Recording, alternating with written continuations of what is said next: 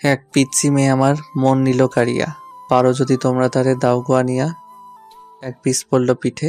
আরে আপনারা বুঝতে পারেন নাই? মানে হলো আমার ডাইনি বান্ধবী কোথা থেকে এসে আমার পিঠে একটা ঘুষি মারলো। আমি আমার বান্ধবীকে না দেখে বললাম, ওই কোন শালারে আমাকে পিছন থেকে ঘুষি মারলো। এই কথা বলতেই আরেক পিস পড়ল। তখন আমার ডাইনি বান্ধবী আমার সামনে এসে বলল, কাইল্লা রসিল্লা, আমি মারছি তোরে ঘুষি। এখন দেখি আমাকে কিছু কর। তোর মতো ডাইনিকে মেরে আমার হাত নষ্ট করতে চাই না। তোর গা থেকে এমনিতেই দুর্গন্ধ আসছে। কি বললি হারামি? আমার গা থেকে দুর্গন্ধ আসছে? তুই জানিস আমি সকালবেলা ডেটল সাবান দিয়ে গোসল করে এসেছি। এই তুই সকালবেলা গোসল করে আসিস কেন? রাতে কি বিছানায় হিসু করিস নাকি? রাসিল্লা, আমি তোকে আজকে মেরেই ফেলবো। তুই এইসব আমাকে কি বলছিস? এই বলে নিজেও আমার মাথার চুল টানতে লাগলো। আমি তার হাত শক্ত করে ধরে বললাম, সরি নিজুম, থুক্কু নিজুম, এই কান ধরছি, তোরে আর এমন কথা বলবো না। এবারের মতো মাফ করে দে। ঠিক আছে, আজকের জন্য তোকে মাফ করে দিলাম। এবার বল তো, কোন পিচ্চি মেয়ের প্রেমে পড়েছিস? আরে কোনো পিচ্চি মেয়ের প্রেমে পড়ি নাই, আমি তো এমনি গানটা কপি করে গাইছি। তাই? তাহলে এবার বল, আজকে সকালে কলেজে আসার সময় আমাকে ফোন করিস নাই কেন? আসলে রাইসার স্কুলে দেরি হয়ে গেছে, তাই ওরে দ্রুত বাইক দিয়ে স্কুলে দিয়ে আসলাম। এই কারণে তোকে ফোন দিতে পারি নাই, সরি দোস্ত। ঠিক আছে, এবার চল, ক্লাসের সময় হয়ে গেছে। আমিও আর বসে না থেকে দুজনে ক্লাসের দিকে যেতে লাগলাম। ক্লাসে যেতে যেতে আপনাদের পরিচয়টা দিয়ে দিই। আমি আপনাদের সুনামধন্য সেই পুরনো রোমান্টিক গল্প লেখক কাইল্লা রাসেল্লা, সরি প্রবাসী রাসেল। আমার পরিবারের সদস্য 4 জন, বাবা মা এবং আমার ছোট আদরের কলিজার বোন রাইসা আর আমি। আমাদের নিজস্ব ব্যবসা প্রতিষ্ঠান আছে। আব্বু ওগুলো দেখাশোনা করে, আম্মু বাসায় থাকে। আমি ইন্টার ফাইনাল ইয়ারে পড়ি, আর আমার ছোট বোন রাইসা এবার ক্লাস 5-এ পড়ে।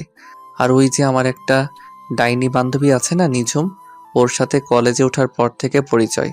নিঝুমের বাবা আমাদের অফিসের ম্যানেজার হিসেবে কাজ করেন।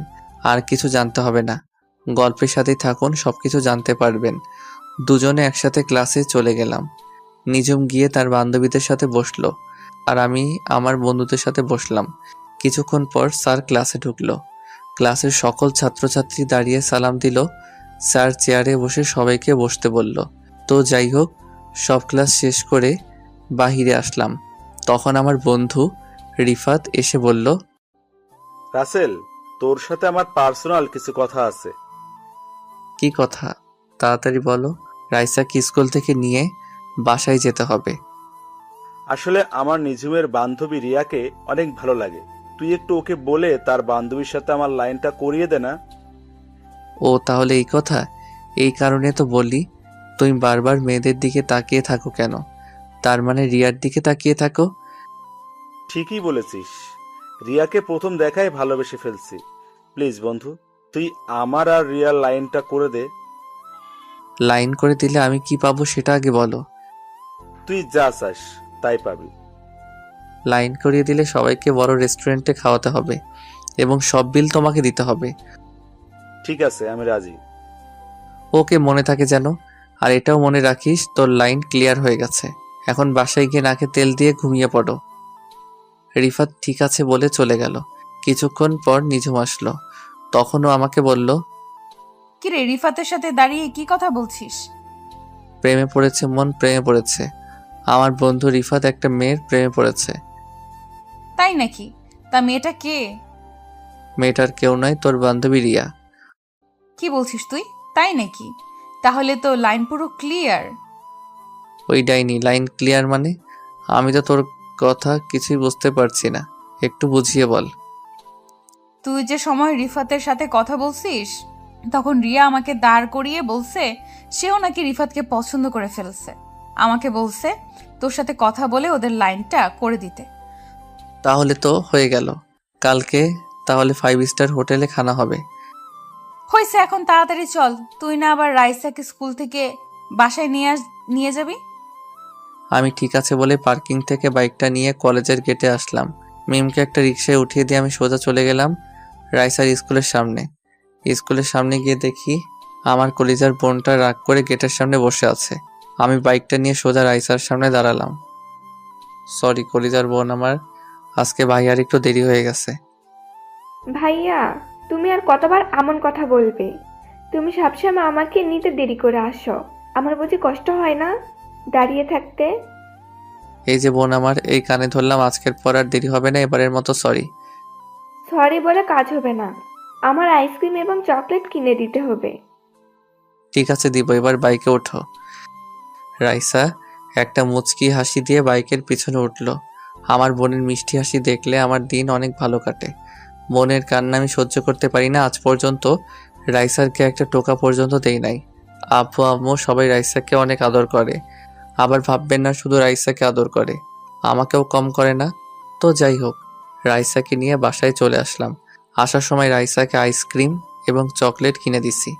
বাইক পার্কিং করে দুই ভাই বোন বাসার কলিং বেল চাপ দিলাম। খালা এসে দরজা খুলে দিল। খালা মানে কাজের বুয়া, আমি ওনাকে খালা বলে ডাকি। দুই ভাই বোন বাসার ভিতরে ঢুকে আমি আমার রুমে এবং রাইসা তার রুমে চলে গেল। আম্মু কিচেন রুমে ছিল। পরের দিন সকালে ঘুম থেকে উঠে ফ্রেশ হয়ে দুই ভাই নাস্তা করে বাসার বাহিরে এসে বাইক নিয়ে রাইসাকে তার স্কুলে নামিয়ে দিয়ে আমি কলেজে চলে আসলাম। কলেজের গেট দিয়ে ঢুকে সামনে তাকিয়ে দেখি আমার খাচ্চন্নি ডাইনি বান্ধবী আমার আগে এসে হাজির। আমি বাইকটা পার্কিং করে নিজুমের সামনে গেলাম। কিরে ডাইনি, তুই আজকে আমার আগে কলেজে? রাসেল্লা, তোরে আমি মেরেই ফেলবো। তুই আমাকে এই নাম ছাড়া অন্য নামে ডাকতে পারিস না। এর থেকে আর ভালো নাম আমি খুঁজে পাই না। তুই তো এমনিতেই একটা ডাইনি, সব সময় আমার সাথে লেগে থাকিস। কি? তার মানে তুই বলতে চাইছিস আমি সব সময় তোর সাথে ঝগড়া করি? তা নয় তো কি, আমি দেখতে কত সুন্দর।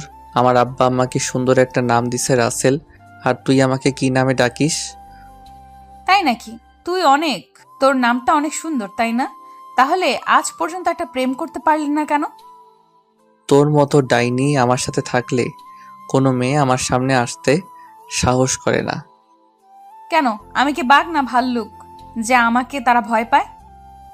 তার থেকে কম কোথায়। কত সুন্দর সুন্দর মেয়ে কলেজে পড়ে, আমার সাথে কথা বলতে চায়, তোকে সাথে দেখলে আসতে চায় না। তার মানে তুই বলতে চাইছিস আমি যেন তোর সাথে না থাকি? ঠিক আছে, আজকের পর আমি তোর সামনে কখনো আসবো না। এই বলে নিঝুম কলেজ থেকে বেরিয়ে গেল। আমি পিছন থেকে অনেকবার ডেকেছি, কিন্তু ও আমার ডাকে সাড়া না দিয়ে চলে গেল। বুঝেছি নিঝুম আমার সাথে অভিমান করেছে। আমি আর কিছু না ভেবে ক্লাসে চলে গেলাম। ক্লাসে এসে রিফাতের সাথে বসলাম। তখন রিফাত আমাকে বলল, কিরে, মিমকে তোর সাথে দেখলাম, নিঝুম কোথায়? আমার সাথে রাগ করে চলে গেছে। এটা তো নতুন কিছু নয়। এখন রাগ করবে, কিছুক্ষণ পর তোর 14 গোষ্ঠী উদ্ধার করবে। সেটা আমি ভালোই করে জানি, তবে আজকে একটু বেশি রেগে গেছে। মনে হয় না তাদের বাড়িতে না যাওয়া পর্যন্ত রাগ থামাতে পারবো। আচ্ছা, ওটা বাদ দে, এখন বল আমার বিষয়ে কতটুকু আগালি? তোর লাইন মনে কর ক্লিয়ার। কলেজ শেষে 5 স্টার হোটেলে নিয়ে যাস, তাহলে শোন। তারপর গতকালের সবকিছু রিফাতকে খুলে বললাম। কস কি মামা? তাহলে তো ক্লাস শেষ করে রিয়াকে প্রপোজ করব। ঠিক আছে, করিস। তারপর আরো কিছুক্ষণ কথা বলার পর ক্লাসে স্যার চলে আসলো। আমরা সবাই দাঁড়িয়ে স্যারকে সালাম দিলাম। স্যার সবাইকে বসতে বলে পড়া শুরু করলো। দেখতে দেখতে সব ক্লাস শেষ করে বাহিরে আসলাম। রিফাতও আমার সাথে বের হলো। রিফাত কলেজের পাশের থেকে একটা ফুল ছিঁড়ে হাতে নিল রিয়াকে প্রপোজ করার জন্য। কিছুক্ষণ পর রিয়া ক্লাস থেকে বেরিয়ে আসলো।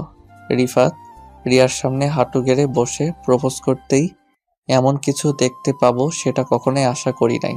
রিফাত রিয়াকে প্রপোজ করতেই রিয়া রিফাতের গালে ঠাস করে একটা থাপ্পড় মেরে দিল। কি থেকে কি হয়ে গেল আমি দাঁড়িয়ে না থেকে ওদের সামনে গিয়ে রিয়াকে বললাম, রিয়া তুই এটা কি করলি? তুই রিফাতকে থাপ্পড় মারলি কেন? তুই না ওকে পছন্দ করিস? মিম আমাকে সবকিছু খুলে বলছে। আরে, ও ভাবলো কি রে আমি ওকে ভালোবাসবো? যে ছেলে আমার ভাইকে কলেজের সবার সামনে মারতে পারে আমি তাকে ভালোবাসবো? তোর ভাই মানে? তুই কার কথা বলছিস?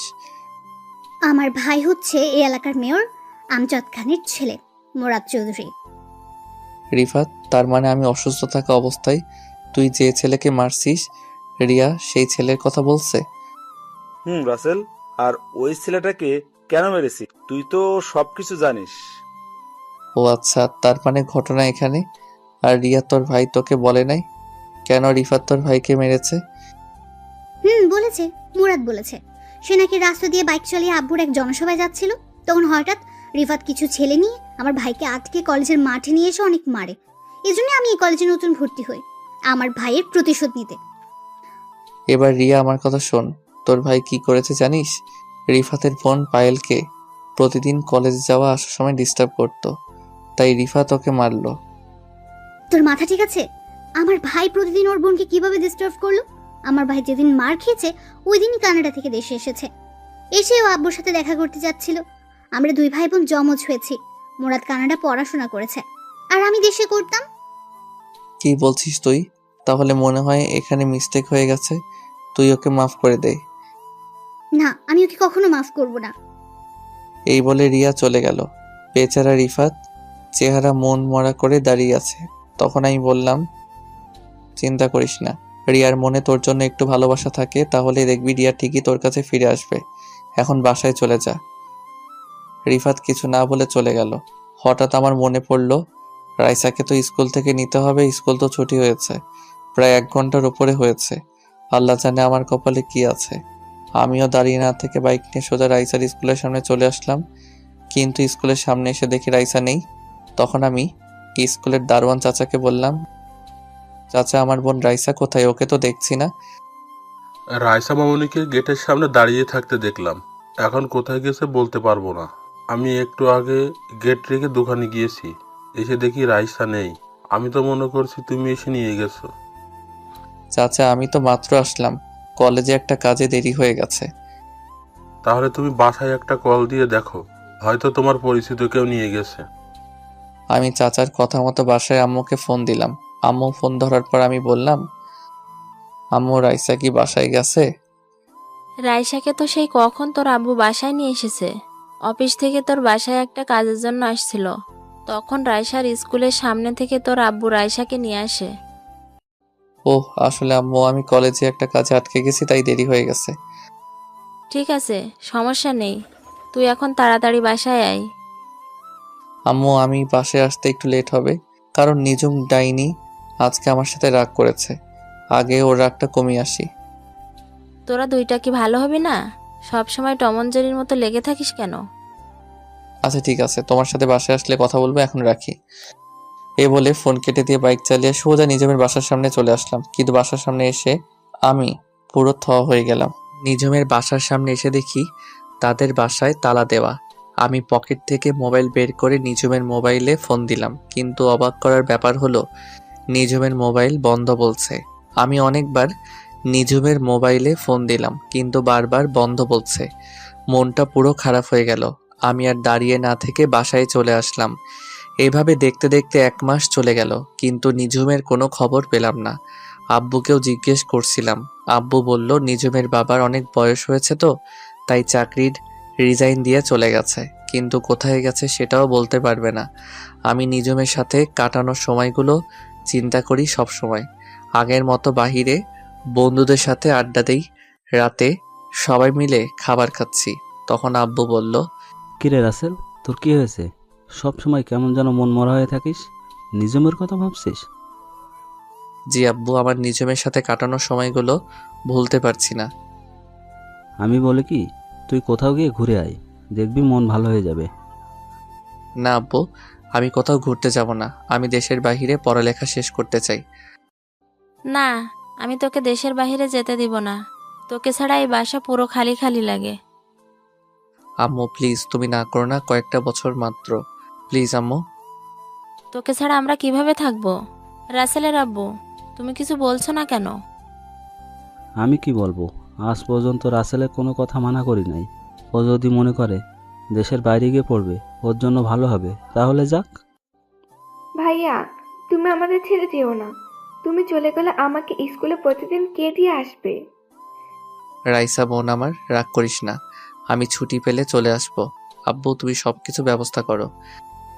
তাহলে তুই কানাডা, আমার এক বন্ধু আছে, ওদের ওখানে চলে যা। আমি আকরামকে সব কিছু বলে রাখবো। আমি ঠিক আছে বলে রুমে চলে আসলাম। আকরাম হচ্ছে আব্বুর ছোটকালের বন্ধু। দেখতে দেখতে আমি এখন বিমানের ভিতরে বসে আছি। আব্বু 15 দিনের ভিতরে সবকিছু ঠিক করে ফেলছে। আসার সময় আম্মু এবং রাইসা অনেক কান্নাকাটি করছে। তাদের কোনো রকম বুঝিয়ে চলে আসলাম। সকাল 10টায় বিমানে উঠলাম। বিকাল 5টায় কানাডা চলে আসলাম। দেখতে দেখতে 5টা বছর চলে গেল। বেশি বড় করলাম না, গল্পের মূল কাহিনীতে আসতে হবে তাই। 5 বছরে আমি ইন্টার শেষ করে আব্বু কানাডা আকরাম আঙ্কেলের সাথে যে ব্যবসা করত সেটার দেখাশোনা করছি। এবার ভাবছি নিজের মাতৃভূমিতে চলে যাব। তবে কানাডা এসে অনেক বন্ধু বান্ধব হয়েছে আমার। রাতে আঙ্কেল আন্টিকে বলছি আমি কালকে বাংলাদেশে যাব। তারা মনটা খারাপ করে বলল ঠিক আছে যেও। মন খারাপ করার কথা, 5টা বছর তাদের এখানে ছিলাম, মন তো খারাপ হবেই। তো যাই হোক, 2 দিন পর সবার কাছ থেকে বিদায় নিয়ে এয়ারপোর্টে চলে আসলাম। আমি রাতেই অনলাইনে টিকিট কেটে রেখেছি। দেখতে দেখতে আমি এখন বাংলাদেশ এয়ারপোর্টে আছি। বাড়ির কেউ জানে না আমি যে আজকে বাংলাদেশে আসব। আব্বু যদি জানতো আমার জন্য গাড়ি পাঠিয়ে দিত, কিন্তু আমি তাদের সারপ্রাইজ দিব। এয়ারপোর্টের ভিতরে সব কাজ শেষ করে বাহিরে আসলাম। তারপর একটা ট্যাক্সি নিয়ে বাসার উদ্দেশ্যে রওনা দিলাম। অনেক বছর পর বাংলাদেশে বাতাস গায়ে লাগলো। কতই মিস করছিলাম, সবকিছু পরিবর্তন হয়ে গেছে। গাড়ি চলছে তার আপন গতিতে। হঠাৎ আমাদের গাড়িটা 2 জন পুলিশ হাতের ইশারা দিল। ড্রাইভার গাড়িটা তাদের সামনে থামালো। একজন পুলিশ ড্রাইভারকে গাড়ি থেকে নামতে বলল, সাথে আমাকেও। আমি গাড়ি থেকে নেমে পুলিশের কাছে গেলাম। তখন আমি বললাম, স্যার আমাদের গাড়িটা কেন থামানো হলো? দেখুন স্যার, এই রাস্তা দিয়ে প্রতিদিন চোরাই মাল সাপ্লাই হয়, তাই ওই চোরেদের ধরার জন্য প্রতিটা গাড়ি আমরা চেক করছি। আপনি কিছু মনে করবেন না, আমরা আপনার গাড়িটাও একটু চেক করব।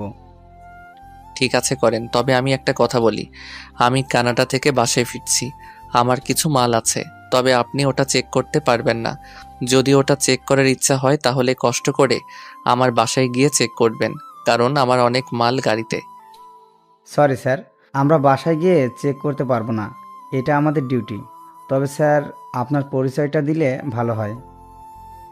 জি অবশ্যই, আমি এই দেশের চৌধুরী গ্রুপ অফ ইন্ডাস্ট্রি কোম্পানির মালিক আসলাম চৌধুরীর একমাত্র ছেলে রাসেল চৌধুরী। কি, আপনি আসলাম চৌধুরীর ছেলে?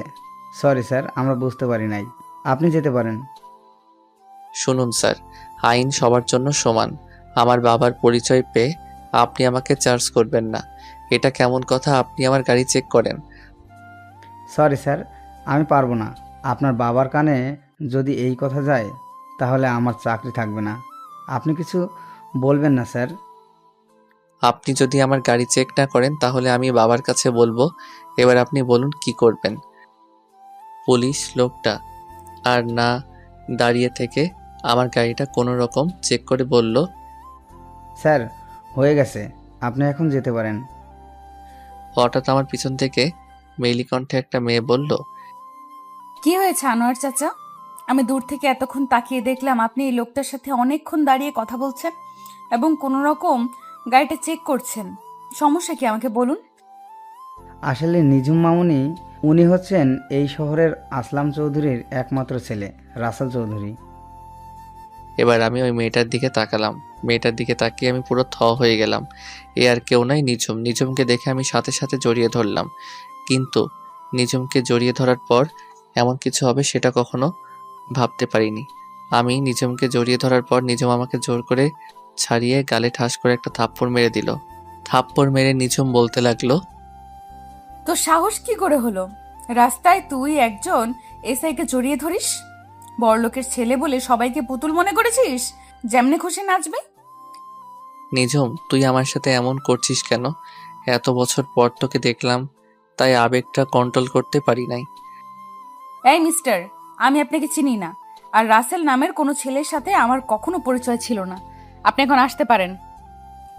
আমি আর কোনো কথা বললাম না।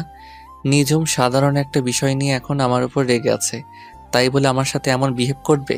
চোখ দিয়ে কখন যে 2 ফোঁটা পানি পড়ে গেল বুঝতে পারিনি। চোখের পানি মুছে গাড়িতে উঠলাম। একটা কথা বলতে কি, নিঝুম আগের থেকে অনেক সুন্দর হয়েছে, আর এসআই এর পোশাকে তো দারুণ মানিয়েছে নিঝুমকে। দেখতে দেখতে বাসার সামনে চলে আসলাম, কিন্তু বাসার সামনে এসে তো আমি আরো অবাক হয়ে গেলাম। বাসার সামনে এসে দেখি আমাদের বাড়িটা আলোকসজ্জা দিয়ে সাজিয়ে রেখেছে। বাসায় কি হচ্ছে আমি তো কিছুই জানি না। আমি গাড়ি থেকে নেমে দারোয়ান চাচাকে গেট খুলতে বললাম, তারপর গাড়ি বাসার ভিতরে ঢুকলো। আমি দারোয়ান চাচাকে বললাম, চাচা বাসায় এত সুন্দর করে সাজানোর কারণ কি? ও মা, সে কি তুমি কিছুই জানো না? আজকে রাইসা মামনির জন্মদিন, সেজন্যই তো এত আয়োজন। ও শিট, আমি তো ভুলেই গেছি। আজকে যে রাইসার জন্মদিন, যাক ভালোই হলো। রাইসার জন্য কানাডা থেকে ওর পছন্দের একটা ঘড়ি এনেছি, ওটাই উপহার দিব রাইসাকে। আমি চাচা এবং ড্রাইভারকে বললাম আমার মালগুলো বাসার ভিতরে নিয়ে আসতে। আমি বাসার কলিং বেল চাপ দিলাম। খালা এসে দরজা খুলে দিল। বাসার ভিতরে ঢুকে দেখি পুরো বাসা মেহমান দিয়ে ভরপুর, সব নামি দামি গেস্ট। ও, আপনাদের তো বলতে ভুলে গেছি, পুরো বাড়ির চারপাশে পুলিশে পাহারা দিচ্ছে। শহরের নামকরা ব্যবসায়ীর মেয়ের জন্মদিন বলে কথা। হঠাৎ কোথা থেকে রাইসা আমাকে দেখতে পেয়ে দৌড়ে এসে জড়িয়ে ধরলো এবং কান্না শুরু করে দিল। আমি রাইসাকে বললাম, এই রাইসা, কান্না করছিস কেন? ভাইয়া তুমি আজকে বাড়িতে আসবে, সেটা আগে বলো নাই কেন? আরে আমি তো তোদের সারপ্রাইজ দিব বলে বলি নাই। তাই বলে তুমি এইভাবে আসবে? তুমি জানো তোমাকে আমি অনেক মিস করছি। হয়েছে বোন, এবার কান্না বন্ধ কর। এখন তো চলে আসছে, এবার বল আব্বু আম্মু কোথায়? আম্মু পাকঘরে আছে, আব্বু তার গেস্টদের সাথে কথা বলছে। ঠিক আছে, আমি আব্বু আম্মুর সাথে দেখা করে আসি। রাইসা ঠিক আছে বলে আমার সাথে যেতে লাগলো। হঠাৎ একটা জায়গায় চোখ পড়ল। আমি মনে মনে বলতে লাগলাম, ও এখানে কেন? আপনারা ঠিকই ধরেছেন, এ আর কেউ নয়, নিঝুম। কিন্তু নিঝুম আমার আগে বাসায় আসলো কিভাবে? হয়তো এসআই দেখে তাড়াতাড়ি চলে এসেছে। আমি আসতেই একটু জ্যামে পড়েছি, তাই হয়তো আমার আগে এসেছে। তবে নিঝুম দাঁড়িয়ে ছেলেদের সাথে হেসে হেসে কথা বলছে, সেটা আমার অনেক খারাপ লাগলো। আমি আর দাঁড়িয়ে না থেকে আম্মুর কাছে গেলাম। আম্মু আমাকে দেখে জড়িয়ে ধরে কান্না করে দিল। তখন আমি বললাম, এই আম্মু, তুমি কান্না করছো কেন? তোমার কান্না আমার ভালো লাগে না। এটা দুঃখের কান্না নয়, সুখের কান্না। তুই আমাদের বলে আসলি না কেন? বললে কি সারপ্রাইজ দিতে পারতাম। ঠিক আছে, এখন রুমে গিয়ে ফ্রেশ হয়ে নিচে আয়। গেস্ট সবাই চলে এসেছে। তোর আব্বুর সাথে দেখা করছিস? এখনো করি নাই, ভাবছি তোমার সাথে দেখা করে তারপর আব্বুর সাথে দেখা করব। আচ্ছা, তুই ফ্রেশ হয়ে দেখা করিস। তুই অনেক দূর থেকে এসেছিস। আমি ঠিক আছে বলে আমার রুমে চলে আসলাম। আমার রুমটা আগের মতোই আছে, তবে রুমটা সুন্দর করে সাজিয়ে রেখেছে আম্মু। আমি আর কিছু না ভেবে ওয়াশরুমে চলে গেলাম। ফ্রেশ হয়ে গায়ের শার্টটা খুলে নতুন একটা পাঞ্জাবি পরেছি। পাঞ্জাবি পরে নিচে চলে আসলাম। তারপর আব্বুর সাথে করতে লাগলাম, আসসালামু আলাইকুম আব্বু, কেমন আছো? আরে রাসেল, তুমি কখন এসেছো? আমাকে তো বলে আসো নাই। আসলে আব্বু, তোমাদের সারপ্রাইজ দিব বলে বলি নাই। এসেছিস, ভালোই হয়েছে। চল তোকে সবার সাথে পরিচয় করে দিই। তারপর আব্বু সবার সাথে আমাকে পরিচয় করিয়ে দিল। দেখতে দেখতে অনুষ্ঠান শুরু হয়ে গেল। তবে আমি রুম থেকে আসার পর নিঝুমকে দেখতে পেলাম না। হঠাৎ দেখি নীল রঙের শাড়ি পরা একটা মেয়ে সিঁড়ি দিয়ে নিচে নামতে আসে। আমি তার দিকে ভালো করে তাকিয়ে পুরো অবাক হয়ে গেলাম। এ আর কেউ নয়, নিঝুম। নিঝুমকে নীল রঙের শাড়িতে পরীর মতো লাগছে। সব ছেলেরা নিঝুমের দিকে তাকিয়ে আছে।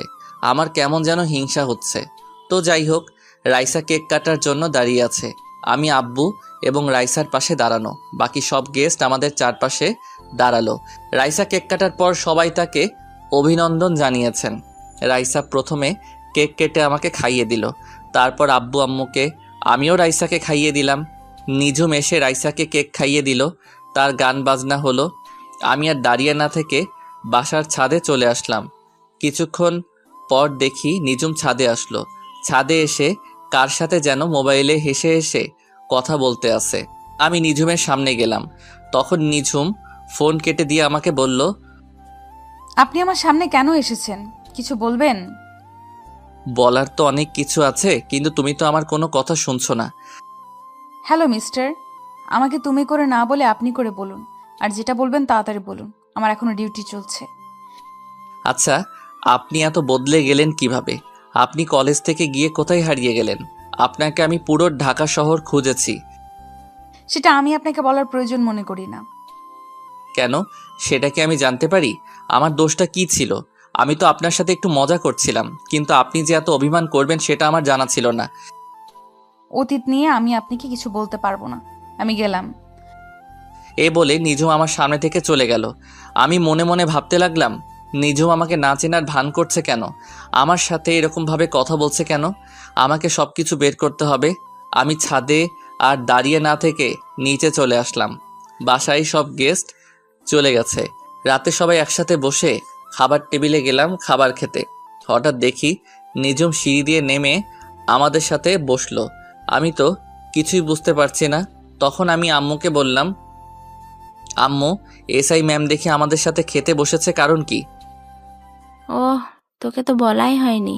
নিজুমের এই দুনিয়ায় আপন বলতে কেউ নেই। নিজুমের আব্বু আম্মু দুজনে মারা গেছেন, তাই নিজুমকে তোর আব্বু আমাদের বাসায় নিয়ে এসেছে। ওনার আব্বু আম্মু কিভাবে মারা গেছে, আর উনি কতদিন ধরে আমাদের বাসায় থাকেন? নিজুম তো প্রায় আজ 4 বছর ধরে আমাদের সাথে থাকে।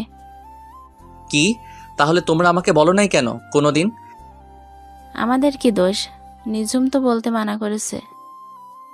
হয়েছে, এবার কথা বলা বন্ধ করো, রাত অনেক হয়েছে, খাবার খেয়ে ঘুমাতে হবে। কেউ আর কোনো কথা বলল না। সবাই খাবার খেতে লাগলো। ও, আপনাদের তো বলতে ভুলে গেছি, আমি রাইসার ঘড়িটা দিয়ে দিছি। খাবার খেয়ে রুমে চলে আসলাম। রুমে এসে মোবাইলটা হাতে নিয়ে আমি তো অবাক হয়ে গেলাম। দেখি মায়াজাল আইডি থেকে আমার মোবাইলে অনেকগুলো মেসেজ এসেছে। মায়াজাল আইডিটা আমার এক মেয়ে বন্ধুর, ওর সাথে কানাডা থাকতে পরিচয়, তবে এখনও আমি বন্ধুটাকে দেখি নাই। সে বলেছে যেদিন সামনাসামনি দেখা হবে সেদিন মন ভরে দেখার জন্য। আমিও কখনো তাকে জোর করি নাই। তো যাই হোক, আমি ওকে একটা মেসেজ দিলাম।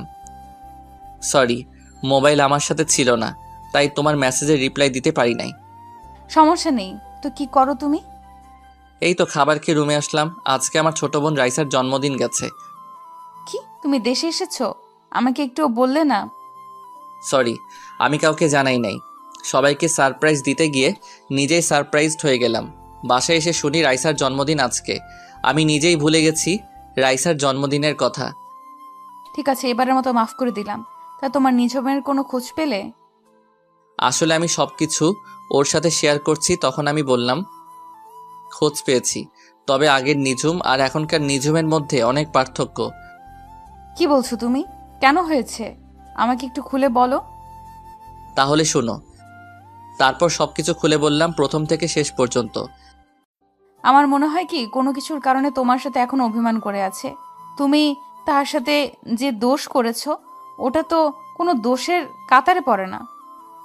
তা ঠিক আছে, কিন্তু ও আমার সাথে কেন এমন করছে আমার তো মাথায় কিছুই ঢুকছে না। চিন্তা করো না, তুমি তার সাথে লেগে থাকো, দেখবে সবকিছু ঠিক হয়ে যাবে। ঠিক আছে, তোমার কথা যেন সত্যি হয়। ভালো থেকো, আল্লাহ হাফেজ। এটা বলে আমি নেট বন্ধ করে শুয়ে গেলাম। পরের দিন সকালে রাইসা এসে ডাকতে শুরু করলো। তখন আমি রাইসাকে বললাম, কি রে রাইসা, এত সকাল সকাল ডাকছিস কেন? আব্বু তোমাকে ডাকছে। নিজুম আপুর গাড়ি নষ্ট হয়ে গেছে, তাই আব্বু বলছে তুমি নিজুম আপুকে থানায় দিয়ে আসতে। ঠিক আছে, তুই যা, ভাইয়া ফ্রি হয়ে আসতে আসি। রাইসা ঠিক আছে বলে রুম থেকে বেরিয়ে গেল। আমিও বিছানা থেকে উঠে ওয়াশরুমে ঢুকে ফ্রেশ হয়ে নিচে চলে আসলাম। নিচে এসে দেখি নিঝুম পুলিশের ড্রেস পরে দাঁড়িয়ে আছে। আমি নিঝুমকে বললাম, আপনি নাস্তা করছেন? যদি করে থাকেন তাহলে বাইরে গিয়ে দাঁড়ান, আমি হালকা নাস্তা করে আসছি। আমি নাস্তা করেছি, আপনি নাস্তা করে আসুন, আমি বাহিরে দাঁড়ালাম। এ বলে নিঝুম চলে গেল। তখন আমি আব্বুকে জিজ্ঞেস করলাম, আচ্ছা আব্বু, নিঝুম পুলিশের চাকরি কবে থেকে করে? এমনি তো আমি জানতাম ওর পুলিশে চাকরি করার অনেক শখ ছিল। তোকে পরে এক সময় বলবো, মেয়েটা বাইরে দাঁড়িয়ে আছে। আমি ঠিক আছে বলে হালকা নাস্তা করে বাইরে আসলাম। তারপর আমার বাইকটা বের করলাম। দারোয়ান চাচা সবসময় বাইকটা পরিষ্কার করে রেখেছে। আমি বাইকে উঠে বসলাম। নিঝুম এসে আমার বাইকের পিছনে বসলো। নিঝুমের শরীর আমার পিঠের সাথে লাগার সাথে সাথে শরীর দিয়ে কারেন্ট বয়ে গেল। আজ প্রায় 5 বছর পর নিঝুম আমার বাইকের পিছনে বসলো। অন্যরকম একটা অনুভূতি কাজ করতে লাগলো। তো যাই হোক, আমি বাইক চালাচ্ছি, হঠাৎ নিঝুম বলল, বাইকটা একটু ওই পার্কের সামনে রাখেন তো, আপনার সাথে আমার কিছু কথা আছে। আমার সাথে কি কথা আছে যেটা বাইক থামিয়ে শুনতে হবে? সেটা আপনি বাইক থামানোর পর শুনতে পারবেন। আপনাকে যেটা বলছি সেটা করেন। আমি বাইক পার্কিং করে নিজমের সাথে পার্কের ভিতরে গেলাম, কিন্তু পার্কের ভিতরে যাওয়ার পর আমার সাথে এমন কিছু হবে সেটা আমি কখনো ভাবিনি। পার্কের ভিতরে যাওয়ার পর নিজম আমাকে জড়িয়ে ধরে ঠোঁটের সাথে ঠোঁট লাগিয়ে কিস করতে লাগলো। এমনভাবে কিস করতে লাগলো মনে হয় অনেক দিন জমিয়ে রেখেছে। আমি অনেক কষ্টে নিজমকে ছাড়িয়ে বললাম, কি ব্যাপার, আপনি আমাকে এভাবে কিস করলেন কেন? কিস করেছি, বেশ করেছি। কুত্তা বিলাই হনুমান, আমাকে এত বছর কষ্ট দিলি কেন? শুনুন, আমি বুঝতে পারি নাই আপনি যে আমার কথায় রেগে যাবেন। আমি তো শুধু মজা করছিলাম। ওই রাসিল্লার বাচ্চা, তুই আমাকে আপনি করে বলছিস কেন? আপনি একজন এসআই, আপনাকে তো সম্মান দিয়ে কথা বলতে হবে, তা না হলে তো থাপ্পড় মারবেন। আসলে ওই দিন রাস্তায় মানুষের সামনে জড়িয়ে ধরেছিস তো, তাই নিজেকে কন্ট্রোল করতে পারি নাই। ওই দিন না হয় নিজেকে কন্ট্রোল করতে পারেন নাই, তাহলে আজকে পার্কে এত মানুষের সামনে জড়িয়ে ধরে কিস করলেন কেন? আসলে তোকে সামনে দেখলে কেমন যেন জড়িয়ে ধরতে ইচ্ছে করে, তাই আজকে পার্কে জড়িয়ে ধরলাম। জড়িয়ে ধরলেন ভালো কথা, তাহলে আমাকে কিস করলেন কেন? ভালোবাসার মানুষকে কিস করতেই পারি, এটা স্বাভাবিক। ভালোবাসার মানুষ মানে আপনি কি বলছেন? মাথা ঠিক আছে আপনার? আমি একজন এসআই, আমার মাথা সবসময় ঠিক থাকে। কিন্তু আমি তো কখনো আপনাকে ভালোবাসি নাই। ভালোবাসিস নাই, এখন থেকে ভালোবাসতে শুরু কর, আর তোর এই আপনি বলা বন্ধ কর। সরি নিজুম ম্যাম, আপনি একজন এসআই, আমি আপনাকে ভালোবাসতে পারবো না, কারণ অন্য আরেকজনকে ভালোবাসি। ও সরি, আমি বুঝতে পারি নাই, তুমি আমাকে মাফ করে দিও। ঠিক আছে, তবে এরকম ভুল আর যেন না করেন। তো চলুন আপনাকে থানায় নামিয়ে দিয়ে আসি। তোকে আর কষ্ট করতে হবে না, আমি একাই যেতে পারবো। এই বলে নিজুম পার্ক থেকে বেরিয়ে গেল মন খারাপ করে। আপনারা কি মনে করেছেন আমি নিজুমকে ভালোবাসি না? তাহলে ভুল ভাবছেন। আমি নিজুমকে প্রথম দেখায় ভালোবেসে ফেলেছি। ওকে একটু কষ্ট দেওয়ার জন্য এমন করেছি, কারণ ও আমাকে থাপ্পড় মেরেছে, ওইটার জন্য একটু কষ্ট দিব। তো যাই হোক, আমি পার্ক থেকে বেরিয়ে বাইক নিয়ে বাসার দিকে আসার সময় হঠাৎ দেখি রিফাতের মতো একটা ছেলে ভিক্ষা করতে আসে। আসলে কানাডা যাওয়ার পর রিফাতের সাথে আর কোনো যোগাযোগ হয়নি। আমি বাইকটা নিয়ে ছেলেটার সামনে গেলাম। আমি দূর থেকে যেটা আন্দাজ করছি সেটাই হয়েছে। আমি রিফাতের সামনে যাওয়ার পর রিফাতের দিকে তাকিয়ে অবাক হয়ে গেলাম। কি রিফাত, কি হয়ে গেল? নোংরা জামা কাপড় পরে আছে, চেহারার দিকে তাকালে বোঝা যায় 2-3 দিন মনে হয় কিছু খাইনি। আমি রিফাতকে বললাম, কিরে রিফাত, কেমন আছিস? আর তোর এই অবস্থা কেন? তুই তো এমন ছিলি না, কি হয়েছে আমাকে সবকিছু খুলে বল। বন্ধু, তোকে সবকিছু বলবো। 2 দিন ধরে কিছু খাইনি, খুব ক্ষুধা লাগছে। এই 2 দিন ধরে পানি খেয়ে আছি। আমাকে হোটেলে ভাত খাওয়াবি? আরে তুই এটা কি বলছিস? তুই 2 দিন ধরে না খেয়ে আছিস, তাড়াতাড়ি আমার সাথে হোটেলে চল। এই বলে রিফাতকে নিয়ে একটা হোটেলে গেলাম। তারপর রিফাতকে পেট ভরে খাবার খাওয়ালাম। এরপর দুজনে রাস্তার পাশে একটা জায়গায় বসলাম। তখন আমি বললাম, এবার বল, তোর এই অবস্থা কেন? তোদের তো কখনো কোনো কিছুর কমতি ছিল না। তাহলে শোন, এই সব কিছুর জন্য ওই রিয়া মেয়েটাই দায়ী। মানে কি বলছিস তুই? রিয়া তোর সাথে কি করেছে? রিয়া শুধু আমার সাথে করে নাই, ওর বাবা মিলে করেছে। তুই বলছিস না, রিয়ার মনে যদি আমার জন্য ভালোবাসা থাকে তাহলে রিয়া ঠিকই আমার কাছে ফিরে আসবে। সেটা তো আমি বলেছি, তারপর কি হলো? তোর কথা মতো রিয়া কিছুদিন পর আমার কাছে এসে ক্ষমা চেয়ে ভালোবাসি বলেছে, কিন্তু ওর মনে যে অন্যটা ছিল সেটা আমার জানা ছিল না। 2-3 মাস ভালোই আমাদের প্রেম চলছিল, হঠাৎ রিয়া আমার সাথে এমন কিছু করবে সেটা আমি কখনো ভাবিনি। হঠাৎ তোর সাথে রিয়া কি করেছে? হঠাৎ একদিন রিয়া আমাকে বলছে আমার বাবাকে নিয়ে যেন তাদের বাসায় যাই। আমিও আব্বুকে বুঝিয়ে রিয়াদের বাসায় আব্বুকে নিয়ে যাই। তাহলে একটু চলুন, ওখানে কি হয়েছে তাদের মুখ থেকে শুনে আসি। আমরা একটু অতীত থেকে ঘুরে আসি। রিফাত তার আব্বুকে নিয়ে রিয়াদের বাসার সামনে দাঁড়িয়ে কলিং বেল চাপ দিল। কিছুক্ষণ পর কাজের বুয়া এসে দরজা খুলে দিল। রিফাত এবং তার আব্বু ভিতরে গিয়ে সোফায় বসলো। কিছুক্ষণ পর রিয়া এবং রিয়ার আব্বু ওপর থেকে সিঁড়ি দিয়ে নেমে আসলেন। তখন রিয়ার আব্বু বলল, আরে খান সাহেব, কেমন আছেন? ব্যবসা বাণিজ্য কেমন চলছে?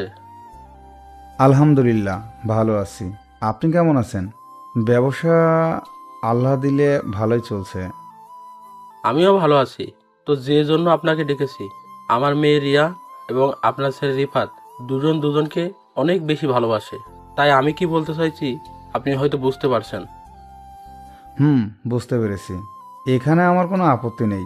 আপনি একজন মেয়র মানুষ, আপনি যেটা ভালো মনে করবেন সেটাই করেন। ঠিক আছে, তবে আমার একটা শর্ত আছে। আপনি আপনার সব সম্পত্তি আপনার ছেলের নামে লিখে দিতে হবে।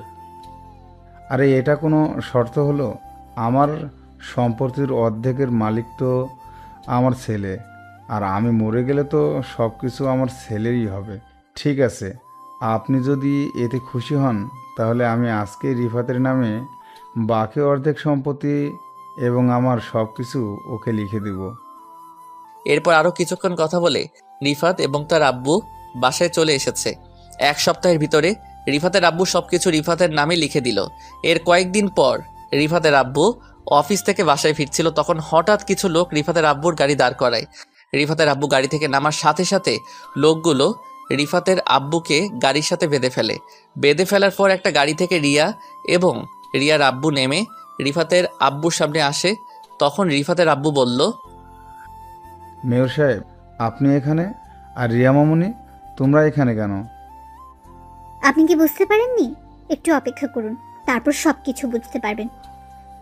তারপর রিয়া মোবাইলটা বের করে রিফাতকে ফোন দিয়ে বলল এই জায়গায় আসার জন্য। কিছুক্ষণ পর রিফাত চলে আসলো। তখন রিফাত বলল, আঙ্কেল এবং রিয়া, আমার বাবাকে এভাবে গাড়ির সাথে বেঁধে রেখেছো কেন? কারণটা বলি। কারণ হচ্ছে তোর বাবা তোকে যে সম্পত্তিগুলো লিখে দিছে সবগুলো আমার মেয়ের নামে লিখে দিবি, আর তা না দিলে তোর বাবাকে এখানে মেরে পুঁতে দিব। আমার কেউ কিছু করতে পারবে না। না রিফাত, তুই এটা করিস না, আমরা রাস্তার ফকির হয়ে যাব। আব্বু, আমার সম্পত্তি লাগবো না। আমি তোমাকে হারাতে পারবো না। দরকার হয় ভিক্ষা করে খাবো। আপনি বলুন কোথায় সই করতে হবে? তারপর রিয়ার আব্বু দলিল দিল। রিফাত বাবাকে বাঁচানোর জন্য সই করে দিল। এরপর থেকে রিফাত রাস্তায় রাস্তায় ভিক্ষা করে খায়। এই ছিল রিফাতের অতীতের সব ঘটনা। এবার বাস্তবে আসা যাক। আমি রিফাতকে বললাম, তাহলে এখন তোর বাবা মা কোথায়? আব্বু আম্মুকে নিয়ে এখন একটা বস্তিতে থাকি। আম্মু অসুস্থ হয়ে পড়ে আছে। আব্বু আমার মতো মানুষের কাছে ভিক্ষা করে। কি বলবো, বলার ভাষা হারিয়ে ফেলেছি। মানুষ মানুষের সাথে এমনটা করতে পারে? নিজের চোখ দিয়ে পানি পড়তে লাগলো। আমি চোখের পানি মুছে রিফাতকে বললাম, ঠিক আছে, আমাকে নিয়ে তোদের বস্তিতে চল, আমি তোর মাকে দেখব। রিফাত ঠিক আছে বলে আমার বাইকের পেছনে উঠল। কিছুক্ষণ পর বস্তিতে চলে আসলাম। বস্তিতে আসার পর চারপাশে ময়লার গন্ধ। মানুষ কিভাবে থাকে এখানে? আমার 1 মিনিটে দম বন্ধ হয়ে আসছে। আর এরা বছরের পর বছর এখানে বাস করে। রিফাত আমাকে তাদের রুমে নিয়ে গেল। রুমে ঢুকে দেখি রিফাতের আম্মু একটা ছেঁড়া কাঁথা মুড়ি দিয়ে শুয়ে আছে। রুমে খাবার কিছু নেই। বাপ বেটা মিলে যা ইনকাম করে তা রিফাতের আম্মুর ঔষধে লাগে। আমি আর সহ্য করতে না পেরে রিফাতকে বললাম, রিফাত, আমি তোর কোনো কথা শুনবো না। তুই এখনই আন্টিকে কোলে নিয়ে বেরিয়ে আয়। আমি গাড়ি ঠিক করতে আসি। তোরা সবাই আজকে থেকে আমার বাসায় থাকবি, আর রিয়া আর মেয়রের ব্যবস্থা পরে করব। এই বলে আমি বস্তির ভিতর থেকে বেরিয়ে আসলাম। রিফাত ওর আম্মুকে নিয়ে কিছুক্ষণ পর বেরিয়ে আসলো। এর ফাঁকে আমি একটা গাড়ি ঠিক করে ফেলেছি। রিফাত ওর আম্মুকে গাড়িতে উঠালো। হঠাৎ রিফাতের আব্বু আসলো। ওনাকে দেখে আমি তো আরও অবাক হয়ে গেলাম। যে মানুষ সবসময় দামি দামি জামা কাপড় পরে থাকতো, আজ উনি একটা ছেঁড়া শার্ট গায়ে পরে ভিক্ষা করে। এরপর রিফাতের আব্বুকেও সাথে নিলাম। আমরা আগে একটা বড় হাসপাতালে রিফাতের আম্মুকে নিয়ে গেলাম। ডাক্তার রিফাতের আম্মুর কিছু পরীক্ষা করলো এবং কিছু ওষুধ লিখে দিল। বিকৃতিতে বলেছে ওষুধগুলো খেলে আল্লাহ দিলে সুস্থ হয়ে যাবে। তারপর রিফাতের আম্মুকে নিয়ে আমার বাসায় চলে আসলাম। বাসায় আনার পর আব্বু আম্মু সবাই অনেক খুশি হলো। আর বেশি বড় করলাম না। রাতে রিফাত সহ তার আব্বু আম্মুকে খাবার খাইয়ে দিলাম। রিফাত আমার সাথে ঘুমাবে। রাত্রে খাবার টেবিলে সবাই বসে খাবার খাচ্ছি, কিন্তু নিঝুম মন খারাপ করে খাবার খাচ্ছে। তখন আম্মু বলল, কিরে নিঝুম, তুই এমন মনমরা হয়ে আছিস কেন? শরীর খারাপ লাগছে নাকি? না আন্টি, আমি ঠিক আছি। আব্বু আম্মুর কথা মনে পড়ছে নাকি? না আন্টি, তেমন কিছু না। এমনিতেই ভালো লাগছে না। তোমরা খাও, আমি রুমে গেলাম। তুই তো কিছুই খেলি না। না খেলে শরীর আরো বেশি খারাপ করবে। একদিন রাতে না খেলে কিচ্ছু হবে না। আমি গেলাম। এই বলে নিঝুম রুমে চলে গেল। তখন আমি বললাম, আরে নিঝুমের আব্বু আম্মুর কি হয়েছে? তারা কিভাবে মারা গেল? নিঝুমের আব্বু চাকরি রিজাইন দেওয়ার পরে তাদের গ্রামের বাসায় চলে যায়। কয় মাস যাওয়ার পরে নিঝুমের আব্বু অনেক অসুস্থ হয়ে পড়ে। তারপর নিঝুম তার আব্বুকে নিয়ে ঢাকায় আসে। ঢাকায় আসার পর নিঝুমের আব্বুর ক্যান্সার ধরা পড়ে। যা টাকা জমানো ছিল সব টাকা শেষ হয়ে গেছে। আমি কিছুই জানতাম না, আমাকে একটাবার বলে নাই। হঠাৎ একদিন রাতে নিজুমের আব্বু হাসপাতালে মারা যায়। নিজুমের আব্বু মারা যাওয়ার পর নিজুমের আম্মু স্ট্রোক করে মারা যায়। এরপর থেকে নিজুম আমাদের সাথে থাকে। ও, তোমরা পরে খবর পেলে কিভাবে? আর নিজুম পুলিশের চাকরি কবে থেকে করে? যেদিন নিজুমের আব্বু আম্মু মারা যায় সেদিন রাতে আমার অফিসের এক কর্মী তার বউকে নিয়ে হাসপাতালে যায়। তখন নিজুমকে দেখে সামনে যায়, গিয়ে দেখে ওর আব্বু আম্মুর লাশ। তখন ওই কর্মী আমাকে ফোন দিয়ে বলে, আমি সাথে সাথে হাসপাতালে ছুটে যাই। এরপর নিজুমের কাছ থেকে সব কিছু শুনি। তারপর নিজুমের আব্বু আম্মুকে ঢাকার বড় কবরস্থানে দাফন সম্পন্ন করে নিজুমকে আমাদের বাসায় নিয়ে আসি। সবকিছু বুঝলাম, এখনো তো বললে না নিজুম পুলিশের এসআই কিভাবে হলো? আসলে আমার সাথে তো প্রধানমন্ত্রীর সাথে ভালো সম্পর্ক, তাই ওনাকে বলে নিজুমকে পুলিশের এসআই বানিয়ে দিল। নিজুমের এমনিতেই পুলিশের চাকরি করার অনেক শখ, তাই ওকে এসআই পদ দিল। তার মানে ট্রেনিং ছাড়া সরাসরি পুলিশের এসআই? পুলিশের চাকরি কিভাবে করতে হয় ও কি বোঝে? পুলিশের কোনো যোগ্যতা ছাড়া ডাইরেক্ট এসআই? তো কি হয়েছে, এখন বেশি কথা না বলে খা। আমি আর কোনো কথা না বলে খাবার খেয়ে রুমে চলে আসলাম। রুমে এসে দেখি রিফাত ঘুমিয়ে গেছে। আমি বিছানায় শুয়ে মোবাইলটা হাতে নিয়ে পুরো টাস্কি খেয়ে গেলাম, কারণ মায়াজাল আইডি থেকে অনেকগুলো মেসেজ এসেছে। আমি সাথে সাথে রিপ্লাই দিলাম, কেমন আছো, কি করো, খাওয়া দাওয়া হয়েছে? আসলে মোবাইল আমার হাতে ছিল না, রুমে মোবাইল রেখে খাবার খেতে গিয়েছিলাম। তাই বলে তুমি এতগুলো মেসেজ একসাথে করবে? ঠিক আছে বাবা, তুমি একটা একটা করে রিপ্লাই দাও। আলহামদুলিল্লাহ ভালো আছি, আমি খাবার খেয়ে শুয়ে আছি। আমি তোমাকে একটা কথা বলতে চাই। কি কথা বলবে বলো? আসলে রাসেল, আমি তোমার সাথে কথা বলতে বলতে কখন যে তোমাকে ভালোবেসে ফেলেছি। তুমি কি পাগল হয়েছো? আজ পর্যন্ত তোমার নাম, বাড়ি কোথায়, তোমার চেহারা, তুমি ছেলে নামে কিছুই জানি না, শুধু মেসেজে কথা বলছি। এতেই তুমি আমাকে ভালোবেসে ফেলছো। কিন্তু আমি তো তোমাকে ভালোবাসতে পারবো না, কারণ আমার জীবনে একজন মনের মানুষ আছে। আমি তোমাকে বন্ধু ছাড়া কিছুই ভাবি না। ঠিক আছে, আজকে তাহলে তুমি আমার সাথে দেখা করো, তারপর আমার চেহারা, আমার নাম, বাড়ি কোথায় সবকিছু জানতে পারবে। দরকার নেই দেখা করার, আর করলেও কখন আমি তোমাকে ভালোবাসতে পারবো না। আমি একজনকে অনেক অনেক বেশি ভালোবাসি। আচ্ছা, সে মেয়েটা আমার থেকে বেশি সুন্দর হবে। আমি কি তোমাকে দেখেছি নাকি তুমি সুন্দর নাকি অসুন্দর? আর তুমি বিশ্ব সুন্দরী হলেও আমি তোমাকে ভালোবাসতে পারবো না। আমার এই মন শুধু একজনকে দিয়েছি। ওই মেয়েটার নাম কি, বাড়ি কোথায়? ওই মেয়েটা আমার কলেজ লাইফের বান্ধবী, তার নাম নিঝুম। সে কি তোমাকে কখনো ভালোবাসার কথা বলেছে? আমাকে সে অনেক বেশি ভালোবাসে, কিন্তু আমি তাকে মানা করে দিয়েছি, কারণ সে আমাকে অনেক কষ্ট দিয়েছে। একটা সাধারণ বিষয় নিয়ে আমার সাথে অভিমান করে দূরে চলে গেছে। রাস্তায় সবার সামনে আমাকে থাপ্পড় মেরেছে। সেজন্য তাকে একটু কষ্ট দিব। যাই করো, তবে বেশি কষ্ট দিও না, পরে আবার হারিয়ে ফেলবে। এবার ওকে হারাতে দিলে তো। ওর জন্য নিজের দেশ ছেড়ে বাহিরে চলে গেছি। নিজের দেশে পুরো 1 মাস খুঁজেছি। আমাকে এত কষ্ট দেওয়ার জন্য তাকেও আমার ভালোবাসা পাওয়ার জন্য কষ্ট করতে হবে। ঠিক আছে, তোমার ভালোবাসা আর পেলাম না। আমার ভালোবাসা না হয় একতরফা নিয়ে বেঁচে থাকবো। এ বলে মায়াজাল অফলাইনে চলে গেল। আমি মোবাইল রেখে ঘুমিয়ে গেলাম। পরের দিন সকালবেলা সবাই মিলে নাস্তা করছি, আর নিঝুমের দিকে তাকিয়ে দেখি আজকে কেমন যেন খুশি খুশি লাগছে তাকে। গতকাল দেখলাম মন খারাপ, আজকে দেখি খুশি। আমি নিঝুমের দিক থেকে চোখ সরিয়ে ফেললাম। তখন আমি আব্বুকে বললাম, আব্বু তুমি রিফাতকে আমাদের অফিসে বড় একটা পোস্টে কাজে লাগিয়ে দাও। আরে এটা অনেক কথা বলছিস, রিফাত ওর নিজের অফিস মনে করে চালাবে। ওর যখন মন চায় অফিসে যেতে পারে। ঠিক আছে আঙ্কেল, তবে আম্মু আর একটু সুস্থ হোক, তারপর যাব। ঠিক আছে বাবা, আমি তোমাকে এখন যেতে বলছি না। তবে আঙ্কেল, আমার একটা শর্ত আছে। আমি চাকরি করার পর আমি আব্বু আম্মুকে নিয়ে অন্য বাসায় থাকবো। তুমি একথা কেন বলছো সেটা আমি বুঝতে পারছি, সমস্যা নাই। আমি অফিস থেকে তোমাকে একটা ফ্ল্যাট দিব, তুমি ওখানে তোমার আব্বু আম্মুকে নিয়ে থেকো। আর অফিসে যাওয়ার জন্য একটা নিউ কার তোমাকে দেয়া হবে। সেটা হলে তো আরো বেশি ভালো হয়। আপনি সবকিছু ব্যবস্থা করুন। আব্বু ঠিক আছে বলে রুমে চলে গেল। তখন নিঝুম আম্মুকে বলল, আন্টি, আমি একটু মার্কেটে যাব, তুমি রাসেলকে বলো আমাকে নিয়ে যেতে। আপনার গাড়ি থাকতে আমাকে বলছেন কেন? আর আমি আপনাকে কোথাও নিয়ে যেতে পারবো না। রাসেল, মেয়েটা এত করে যখন বলছে, তুই বাবা নিজুমকে নিয়ে মার্কেটে যা। আম্মু, এত সকালে কি এখনো মার্কেট খুলছে নাকি? সমস্যা নেই, মার্কেট না খোলা থাকলে আমি বসে থাকবো, তুমি চলে এসো। আমি ঠিক আছে বলে বাহিরে এসে আব্বুর নতুন গাড়িটা বের করলাম। কিছুক্ষণ পর নিজুম এসে বলল, তুমি গাড়ি নিছো কেন? তোমার বাইক নাও। হ্যালো এসআই ম্যাম, আমার যেটা ভালো লাগে আমি সেটাই নিব। আমি আপনার চাকর না যে আপনি যেটা বলবেন আমি সেটাই করব। নিজুম মুখ ভেক্সি দিয়ে গাড়িতে উঠলো। কিছুক্ষণ পর মার্কেটের সামনে চলে আসলাম।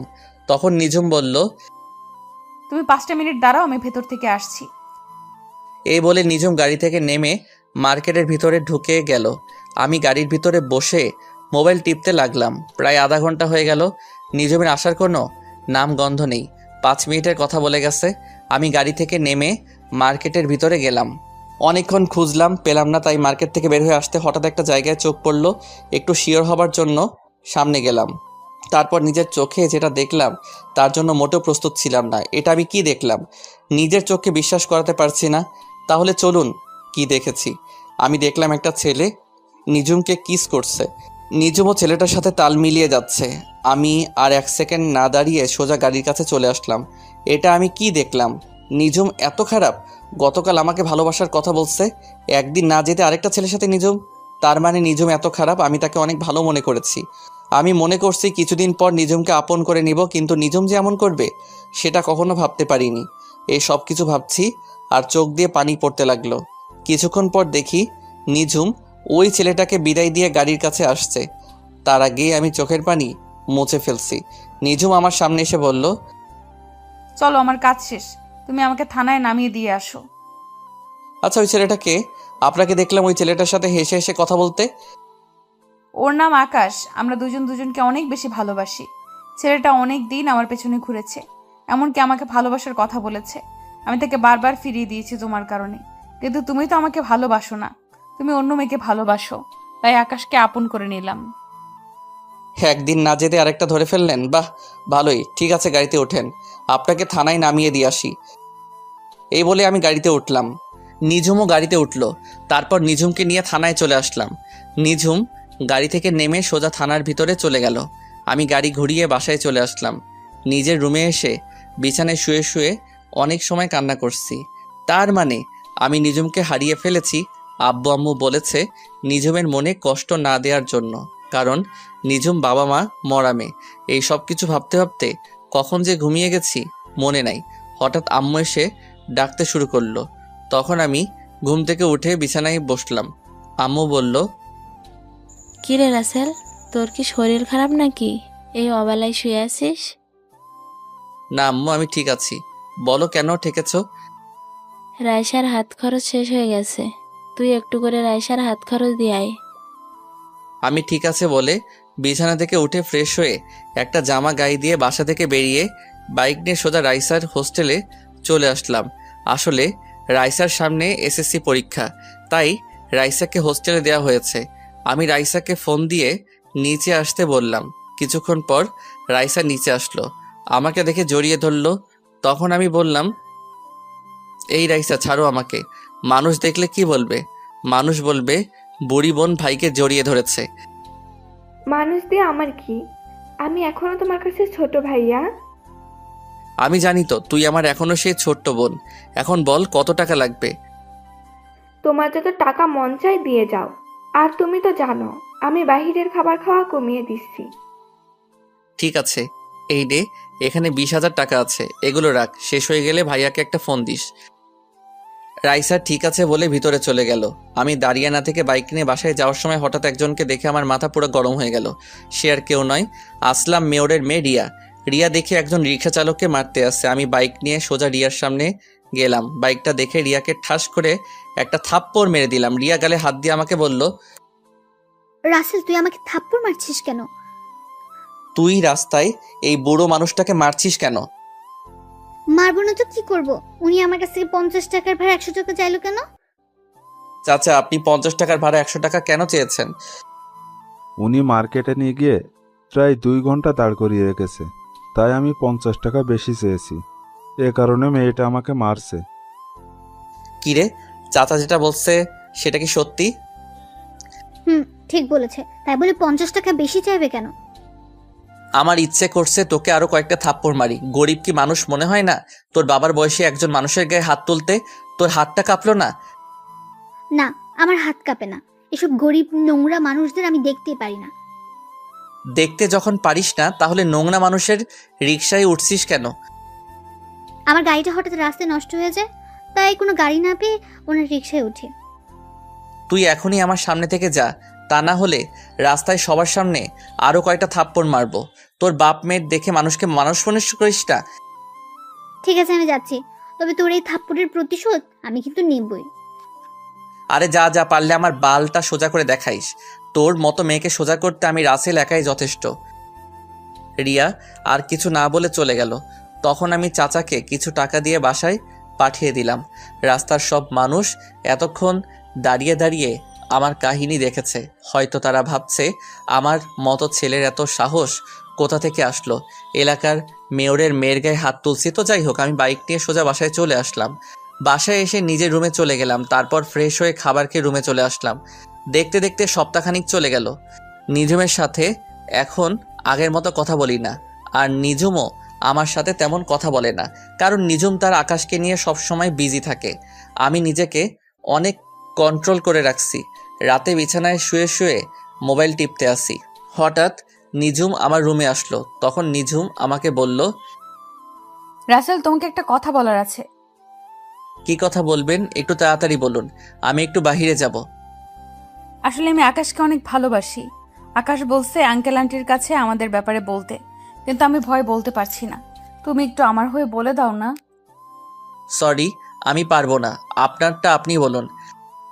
প্লিজ রাসেল, আমি আকাশকে হারাতে পারবো না। আকাশের বাসায় আকাশকে বিয়ের জন্য চাপ দিচ্ছে। আমার বুকটা ফেটে যাচ্ছে নিঝুমের এমন কথা শুনে। যে মেয়ে আমাকে ভালোবাসার কথা বলে, পরের দিন আরেকটা ধরতে পারে, তাকে কিভাবে বিশ্বাস করব? তখন আমি নিঝুমকে বললাম, ঠিক আছে, আমি আব্বু আম্মুকে সময় করে বলবো, আপনি এখন আসতে পারেন। নিঝুম আর কোনো কথা না বলে আমার রুম থেকে বেরিয়ে গেল। নিঝুমের এমন কথা শুনে মনটা খারাপ হয়ে গেল, কারণ নিঝুমকে আমি অনেক ভালোবেসে ফেলেছি। কিন্তু নিঝুম আর আকাশের কাহিনীটা আমার চোখের সামনে ভেসে উঠলে নিঝুমের প্রতি ঘৃণা হয়। না, ওর মতো মেয়ের জন্য নিজেকে কষ্ট দিয়ে লাভ নেই। ও ওর মতো থাকুক, আমি আমার মতো চলি। তো যাই হোক, রাতে বাসা থেকে বেরিয়ে একটু বাইরে গেলাম। বাহিরের কাজটা সেরে আবার বাসায় চলে আসলাম। রাতে বিছানায় শুয়ে শুয়ে মোবাইল টিপতে আসি, হঠাৎ মায়াজাল থেকে মেসেজ আসলো। কেমন আছো রাসেল? কি করো? রাতের খাবার খেয়েছো? আলহামদুলিল্লাহ ভালো আছি, তুমি কেমন আছো? আর আমি এখনো রাতের খাবার খাইনি, আর একটু পরে খাবো। আলহামদুলিল্লাহ, আমিও ভালো আছি, তবে বেশি ভালো না। আর তোমার নিঝুমের সাথে প্রেম কেমন চলছে? নিঝুম আমাকে ভালোবাসার কথা বলে এখন অন্য আরেকজনকে ভালোবাসে। কি বলছো তুমি? একটা মেয়ে একদিনে কেমন করে পাল্টে গেল? সেটা তো আমিও ভাবছি, কিন্তু তাদের দুজনকে দেখে বোঝা যাচ্ছে একজন আরেকজনকে অনেক বেশি ভালোবাসে। তাহলে তুমি নিঝুমকে তোমার ভালোবাসার কথা বলে দাও। না, আমি চাই না ওর মনে কষ্ট দিতে। সে যদি আকাশ ছেলেটাকে নিয়ে সুখে থাকে, তাহলে আমি আর ওদের ভিতরে ঢুকতে চাই না।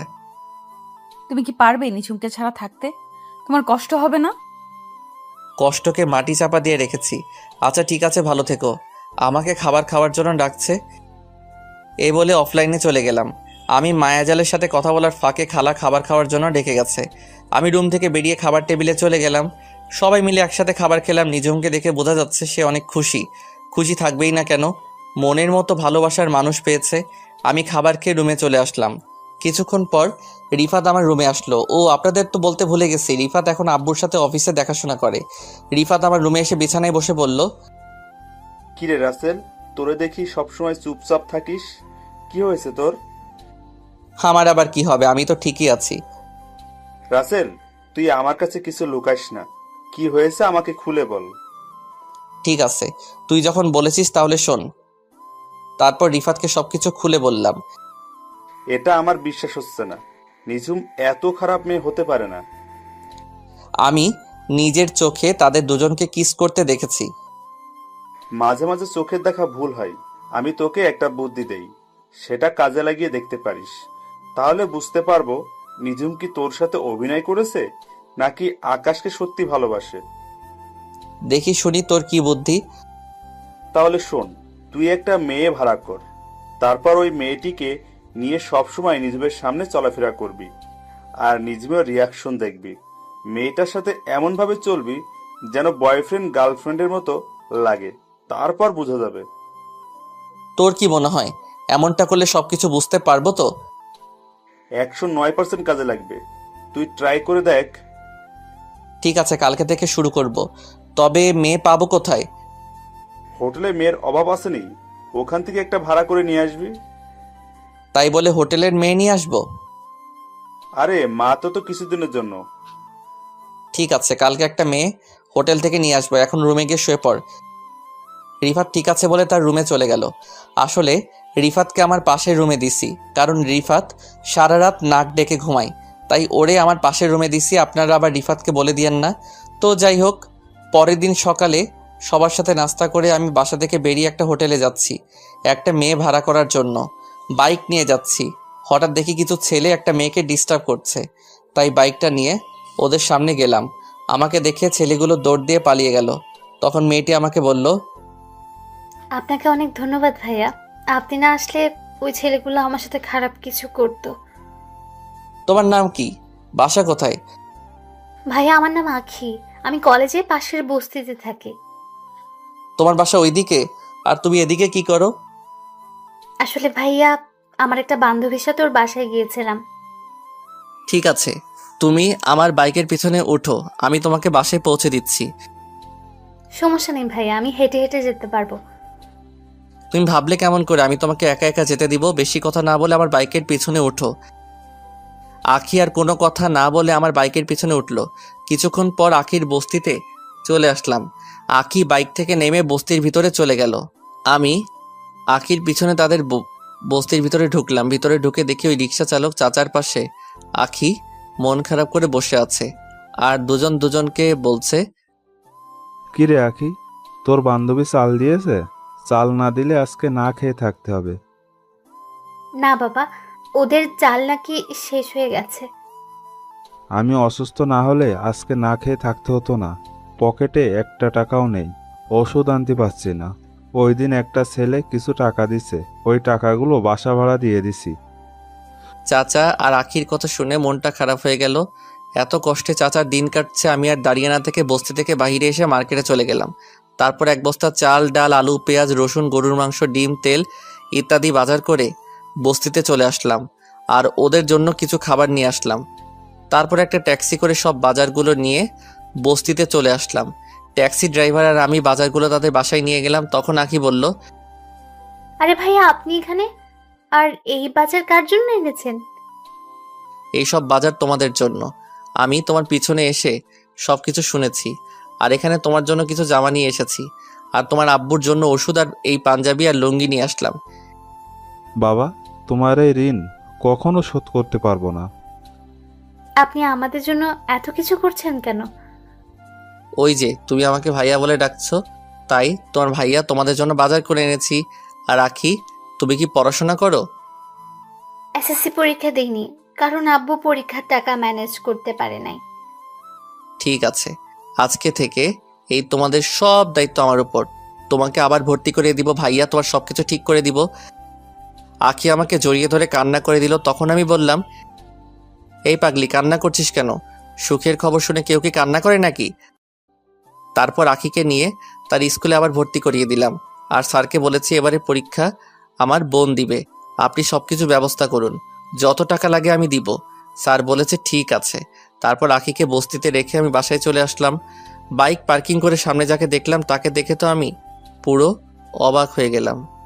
সামনে যাকে দেখলাম সে আর কেউ নয়, আকাশ। কিন্তু আকাশ আমাদের বাসায় কেন? আমাকে দেখে আকাশ বলল, আপনি রাসেল চৌধুরী, তাই না? জি, আমি রাসেল চৌধুরী। আপনি আমাকে চিনেন? চিনি, নিজুম আমাকে আপনার কথা বলেছে। আমি আর নিজুম দুজন দুজনকে অনেক বেশি ভালোবাসি। খুব ভালো। তা আমাদের বাসায় কি মনে করে আসলেন? আসলে নিজুম আজকে থানায় যায়নি, তাই ওর খোঁজ খবর নিতে এসেছি। ও, তা কেন যায়নি থানায়? নিজুমের শরীরটা খারাপ লাগছে, তাই আজকে থানায় যায়নি। ও, তা আপনাদের ব্যবসা বাণিজ্য কেমন চলছে? আলহামদুলিল্লাহ, আপনার দোয়ায় ভালোই আছি। আচ্ছা ঠিক আছে, ভালো থাকবেন। আর একটু অফিসে যেতে হবে। আমি ঠিক আছে বলে দরজার সামনে দাঁড়িয়ে কলিং বেল চাপ দিলাম। কিছুক্ষণ পর খালা এসে দরজা খুলে দিল। বাসার ভিতরে ঢুকে নিজের রুমে চলে আসলাম। রুমে এসে বিছানায় শুয়ে মোবাইল টিপতে লাগলাম। কিছুক্ষণ পর দেখি নিঝুম আমার রুমে আসলো। নিঝুম আমার রুমে এসে বলল, সারাদিন কোথায় ছিলে? আকাশ আমাকে দেখতে বাসায় এসেছে, তোমার সাথে পরিচয় করে দিতে পারলাম না। পরিচয় করিয়ে দেওয়ার দরকার নেই, আমার সাথে দেখা হয়েছে এবং পরিচয় হয়েছে। তো আকাশের সাথে কথা বলে কেমন লাগলো? মানে আকাশ ছেলেটা তোমার কাছে কেমন লেগেছে? ভালোই। তা এখন বলুন, আমার রুমে কেন এসেছেন? আর আপনি আজকে থানায় যাননি কেন? কি হয়েছে আপনার? আসলে শরীরটা কেমন যেন খারাপ লাগছে। আমি কানাডা থেকে আসার পর কয়দিন আপনি থানায় গেছেন? আর না গেলে সমস্যা কি? আপনি তো আবার বিনা যোগ্যতায় এসআই হয়েছেন। তুমি আমাকে এইভাবে বলতে পারলে? আমি কিন্তু তোমার কথায় রাগ করেছি। আপনি আমার সাথে রাগ করলে আমার কি যেটা সত্যি সেটাই বললাম। তোমার সাথে কথা বলাই আমার ভুল হয়েছে। আমি গেলাম আমার রুমে। আপনাকে তো আমি ডাকি নাই, আপনি নিজে এসেছেন আমার রুমে। আমার কথা শুনে নিঝুম মুখ বাঁকিয়ে রুম থেকে বেরিয়ে গেল। আমি কিছুক্ষণ মোবাইল টিপে ওয়াশরুমে ঢুকে ফ্রেশ হয়ে খাওয়া দাওয়া করে নিজের রুমে এসে একটা ঘুম দিলাম। দেখতে দেখতে আরও সপ্তাহখানিক চলে গেল। রিফাতকে আব্বু একটা বাসা দিয়েছে। রিফাত তার আব্বু আম্মুকে নিয়ে নতুন বাসায় থাকে। আর নিঝুম ওই দিনের পর থেকে আমার সাথে তেমন কথা বলে না। আমিও নিঝুমের সাথে তেমন কথা বলি না। একদিন সকালে নাস্তা করে বাসার বাইরে আসলাম। নিঝুম আজকে সকাল সকাল থানায় চলে গিয়েছে। আমি বাইক নিয়ে আখির সাথে দেখা করতে যাচ্ছি। হঠাৎ একটা পার্কে আমার চোখ গেল। দেখি নিঝুমের মতো একটা মেয়ে পুলিশের জামা পরে বসে আছে একটা ছেলের সাথে। আমি বাইকটা নিয়ে তাদের একটু কাছাকাছি গেলাম। আমি ঠিকই ধরেছি, নিঝুম আর আকাশ একসাথে বসে গল্প করছে। তার মানে আজকে সকাল সকাল বাসা বেরিয়ে আকাশের সাথে দেখা করতে এসেছে। আমি আর কিছু না ভেবে আখির বাসায় চলে গেলাম। ও আপনাদের তো বলতে ভুলে গেছে, আখি আর আখির বাবাকে একটা নতুন বাসায় নিয়ে এসেছি। তো যাই হোক, আখির রুমের সামনে এসে কলিং বেল চাপ দিলাম। আখি এসে দরজা খুলে দিল। আমাকে দেখে আখি বলল, আসসালামু আলাইকুম ভাইয়া, কেমন আছো? বাইরে দাঁড়িয়ে আছো কেন? ভেতরে আসো। ওয়ালাইকুম আসসালাম। আলহামদুলিল্লাহ, আমি ভালো আছি। আর আমি এখন ভিতরে যাব না। তোমাকে ওই দিন যে নতুন জামা কিনে দিয়েছি ওইগুলো পরে বাহিরে আসো। ভাইয়া তোমাকে নিয়ে এক জায়গায় যাব। আখি ঠিক আছে বলে রুমের ভিতরে চলে গেল। কিছুক্ষণ পর আখি বেরিয়ে আসলো। আখিকে একটা নীল রঙের জামা কিনে দিয়েছিলাম। নীল জামায় আখিকে অনেক সুন্দর লাগছে। তারপর আখিকে বাইকে করে নিয়ে পার্কে চলে আসলাম। পার্কে এসে দেখি নিঝুম এখন আকাশের সাথে বসে বসে গল্প করছে। আমি বাইক পার্কিং করে আখিকে নিয়ে পার্কের ভিতরে গেলাম। নিঝুম আর আকাশের থেকে একটু দূরে বসলাম। আর আখিকে রাস্তায় সবকিছু বুঝিয়ে দিছি কেমন অভিনয় করতে। আখি তার মতো করে অভিনয় করতে লাগলো। হঠাৎ পিছন থেকে নিঝুম আমাকে বলল, রাসেল, তোমার সাথে এই মেয়েটা কে? আর তোমরা দুজন পার্কে বসে কি করছো? আপনি জানেন না একটা ছেলে একটা মেয়ে পাশে বসে কি করে? তার মানে তুমি এই মেয়েটাকে ভালোবাসো? আপনি ঠিকই ধরেছেন। আমরা দুজন দুজনকে অনেক বেশি ভালোবাসি। আর আখিও আমাকে অনেক বেশি ভালোবাসে। ও, তার মানে তুমি আমাকে যে মেয়ের কথা বলেছো এই সেই মেয়ে? হ্যাঁ, আখি আমাকে অনেক আগে থেকেই ভালোবাসে, কিন্তু আমি তাকে সবসময় ফিরিয়ে দিয়েছি। কিন্তু পরে বুঝলাম মেয়েটা আমাকে সত্যি অনেক ভালোবাসে। ও আচ্ছা, ঠিক আছে, তোমরা সুখে থেকো, এই দোয়া করি। এই বলে নিঝুম চোখ মুখ কালো করে পার্ক থেকে বেরিয়ে গেল। নিঝুম মন খারাপ করলা কেন? তার মানে নিঝুম আমাকে ভালোবাসে না? না, নিঝুম যদি সত্যি আমাকে ভালোবাসতো তাহলে ওই দিন আকাশকে কিস করলো কেন? না, আমার মাথায় কিছুই ঢুকছে না। আমি আর আখি আরো কিছুক্ষণ গল্প করে আখিকে বাসায় নামিয়ে দিয়ে আমি বাসায় চলে আসলাম। বাসায় কলিং বেল চাপ দিলাম। কিছুক্ষণ পর খালা এসে দরজা খুলে দিল। আমি নিজের রুমে গিয়ে ওয়াশরুমে ঢুকে ফ্রেশ হয়ে নিচে এসে খাবার খেয়ে একটা ঘুম দিলাম। বিকালে বাসার একটু বাহিরে গেলাম, একটা কাজ ছিল। কাজটা শেষ করে আস্তে আস্তে অনেক রাত হয়ে গেছে। বাইক নিয়ে বাসা আসার সময় হঠাৎ দেখি একটা গাছের বড় ঢাল রাস্তায় পড়ে আছে, আর আমার বাইকের টান ছিল অনেক বেশি। আমি ব্রেক কন্ট্রোল করতে না পেরে ঢালের সাথে মেরে দেই। তারপর আমার আর কিছু মনে নেই। আমি চোখ খোলার পর নিজেকে একটা হাসপাতালে অনুভব করি, কিন্তু হঠাৎ দেখি একটা মেয়ে আমার হাত ধরে বসে আছে। আমি মেয়েটার থেকে হাতটা সরিয়ে নিলাম। তারপর মেয়েটি আমার দিকে ঘুরলো। তখন আমি তাকে দেখে তো আরো বেশি অবাক হলাম। আপনারা ঠিকই ধরেছেন, ও আর কেউ নয়, নিঝুম। নিঝুম আমাকে দেখে বলল, রাসেল, তোমার জ্ঞান ফিরেছে? তোমার আজকে 2 দিন পর জ্ঞান ফিরেছে। তুমি শুয়ে থাকো, আমি বাসায় ফোন দিয়ে বলে দিচ্ছি। আচ্ছা, আমার কি হয়েছে? আমি হাসপাতালে কেন? গতকাল রাতে তোমার আসতে দেরি দেখে আমি তোমাকে খুঁজতে বের হয়েছি। তোমার মোবাইল অনেকবার ফোন দিছি, কিন্তু তোমার মোবাইল বন্ধ বলেছে, তাই আমি নিজে বেরিয়ে পড়লাম। হঠাৎ রাস্তার পাশে দেখে তুমি পড়ে আছো। তোমার পুরো শরীরে রক্তে ভেজা ছিল। আমি তাড়াতাড়ি করে তোমাকে হসপিটালে নিয়ে আসি। তোমার মাথায় প্রচণ্ড আঘাত লাগার কারণে অনেক রক্ত বের হয়েছে। আর আজ 2 দিন পর তোমার জ্ঞান ফিরেছে। ডাক্তার বলেছে 72 ঘন্টার মধ্যে জ্ঞান না ফিরে আসলে তুমি কোমায় চলে যাবে, কিন্তু আল্লাহর রহমতে তোমার 48 ঘন্টার মধ্যেই জ্ঞান ফিরেছে। আসলে আমি আমার এক বন্ধুর বাসায় গিয়েছিলাম। ওর বাসায় একটা কাজ ছিল, কাজটা শেষ করে আসতে অনেক রাত হয়ে গেছে। বাইক জোরে চালিয়ে আসছিলাম, হঠাৎ গাছের ডালটা চোখের সামনে পড়ে। নিজের বাইকের ব্রেক কন্ট্রোল করতে পারি নাই। তারপর আর কিছু মনে নেই। হয়েছে, এখন ছোট বাচ্চার মতো শুয়ে থাকো, আমি বাসায় সবাইকে ফোন দিয়ে বলছি। এই বলে নিঝুম বাসায় ফোন দিল। তারপর সবাইকে ফোন দিয়ে বলল আমার জ্ঞান ফিরেছে। তবে একটা জিনিস খেয়াল করলাম, নিঝুমের চোখ মুখ লাল হয়ে আছে, মনে হয় সারা রাত ঘুমাই নাই। তো যাই হোক, আধা ঘন্টা পর দেখি আব্বু আম্মু হাসপাতালে চলে এসেছে। আব্বু আম্মু একটার পর একটা কথা বলে যাচ্ছে, আমি কিছুই বলতে পারছি না, আমার মাথা ব্যথা করছে। তাই আজ 5 দিন পর আমাকে বাসায় নিয়ে আসলো। আমি এখন মোটামুটি সুস্থ আছি। পুরোপুরি সুস্থ হতে 1 মাস লাগবে। সবাই আমাকে ধরে নিজের রুমে এনে বিছানায় শুয়ে দিল। আমাকে রেস্ট নিতে বলে সবাই যার যার রুমে চলে গেল। আমি চোখ বন্ধ করে শুয়ে থাকলাম। হঠাৎ চোখ খুলে যেটা দেখলাম তার জন্য মোটেও প্রস্তুত ছিলাম না। আপনারা কি ভাবছেন নিঝুম? আরে না, ও আর কেউ নয়, আমার কলিজার টুকরো বোন রাইসা। কিন্তু রাইসা কখন হোস্টেল থেকে আসলো? আমি রাইসার মাথায় হাত রাখতেই রাইসা চোখ খুলে কান্না করতে লাগলো। তখন আমি রাইসাকে বললাম, কি রে রাইসা, কেমন আছিস? কখন আসলি বাসায়? আর তুই কান্না করছিস কেন? আমি কিছুক্ষণ আগে এসেছি। আমাকে রিফাত ভাইয়া সবকিছু ফোন দিয়ে বলেছে। কান্না করিস না, আমি ঠিক আছি। তারপর রাইসা কান্না বন্ধ করলো। কিছুক্ষণ নিঝুম খাবার নিয়ে এসেছে। তখন নিঝুম বলল, এবার 2 ভাই বোন কথা বন্ধ করে খাবার খেয়ে নাও। রাইসা তুই ফ্রেশ হয়ে আয়, আজকে তুই নিজ হাতে ভাইয়াকে খাইয়ে দিবি। আমার কথা শুনে রাইসা ওয়াশরুমে চলে গেল। নিঝুমের দিকে তাকিয়ে দেখি মুখটা কালো করে ফেলেছে। কিছুক্ষণ পর রাইসা ওয়াশরুম থেকে বেরিয়ে এসে একটা খাবার প্লেট হাতে নিয়ে আমাকে খাইয়ে দিতে লাগলো। নিঝুম আর দাঁড়িয়ে না থেকে রুম থেকে বেরিয়ে গেল। খাবার খাওয়ার পর রাইসা আমাকে ওষুধ খাইয়ে দিল। তারপর কিছুক্ষণ কথা বলে রাইসা বিদায় নিয়ে চলে গেল, কারণ রাইসার সামনে পরীক্ষা। দেখতে দেখতে 1 সপ্তাহ চলে গেল। এখন মোটামুটি সুস্থ আছি। নিঝুম যখন আমার রুমে খাবার নিয়ে আসে তখন আমি আম্মুকে ডাক দেই আমাকে খাইয়ে দেওয়ার জন্য। এতে নিঝুম অনেক কষ্ট পায়। নিঝুম প্রতিদিন থানায় যায়। আকাশ ছেলেটার সাথে কথা বলতে দেখি না, সব সময় কেমন যেন মনমরা হয়ে থাকে। ও আপনাদের তো বলতে ভুলে গেছি, আখি মাঝে মাঝে এসে আমাকে দেখে গেছে।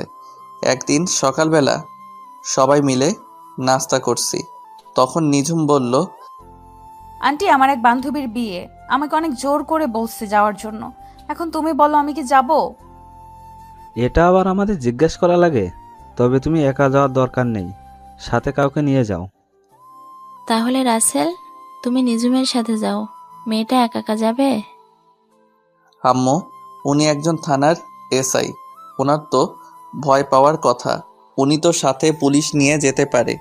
আর একটা কথা, আমি বিনা দাওয়াতে কোথাও যাই না। ফারিয়া তোমাকে সাথে করে নিয়ে যেতে বলছে।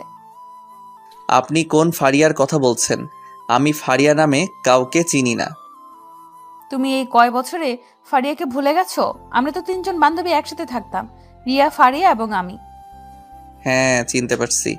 ওই দেমাগি মেয়ের বিয়েতে আমি যাব না, যে মানুষকে মানুষ মনে করে না। যে দুই মেয়ে আপনার বান্ধবী, তাদের ভিতরে অহংকারে ভরা। রিয়া অহংকারী, কিন্তু ফারিয়া আগের থেকে অনেক চেঞ্জ হয়ে গেছে, তাই তো সে তোমাকে নিয়ে যেতে বলছে। আমি যাব না। আপনি পারলে সাথে পুলিশ নিয়ে যান। বাবা রাসেল, মেয়েটা যখন এত করে বলছে তাহলে ওর সাথে যা।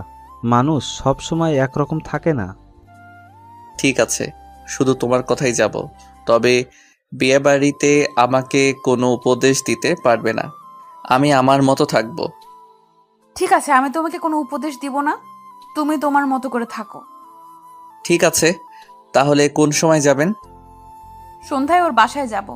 আমি থানায় বলে আসতে হবে এবং সব কিছু তাদের বুঝিয়ে দিয়ে আসতে হবে। আমি ঠিক আছে বলে নিজের রুমে চলে আসলাম।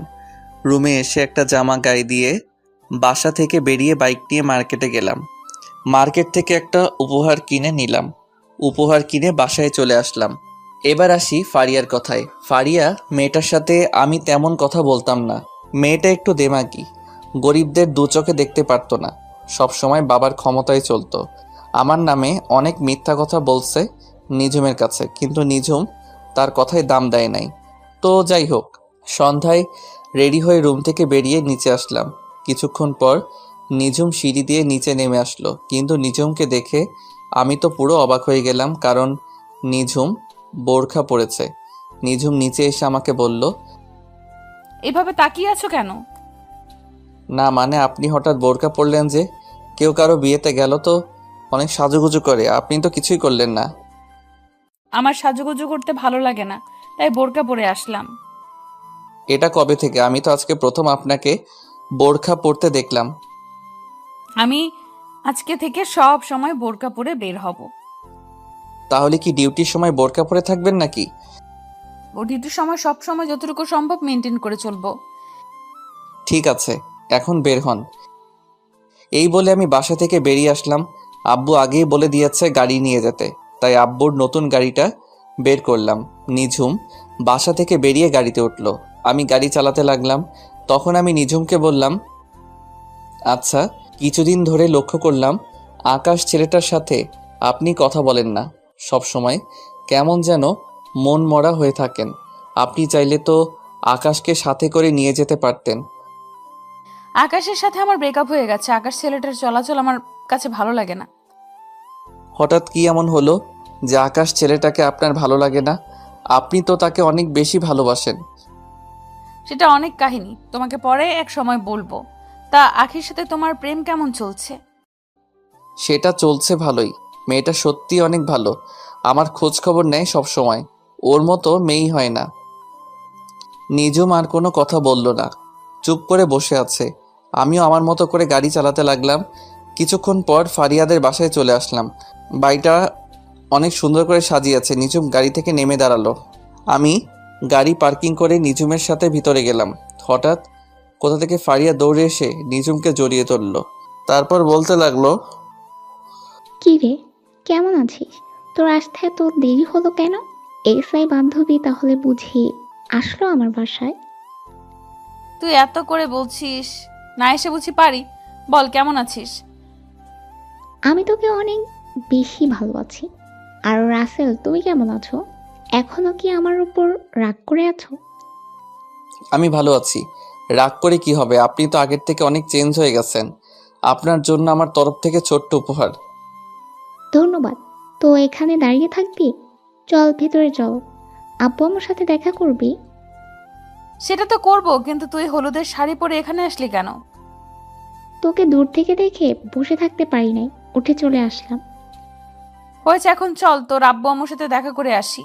রাসেল, তুমি কি যাবে আমাদের সাথে? না, তোমরা যাও, আমি একটু চারপাশ ঘুরে দেখি। নিঝুম ঠিক আছে বলে ফারিয়ার সাথে ভিতরে চলে গেল। আমি ফারিয়াদের বাসার চারপাশ ঘুরে দেখতে লাগলাম। কিছুক্ষণ পর হঠাৎ মোবাইলে একটা মেসেজ আসলো। মোবাইল হাতে নিয়ে দেখি মায়াজাল আইডি থেকে মেসেজ আসলো।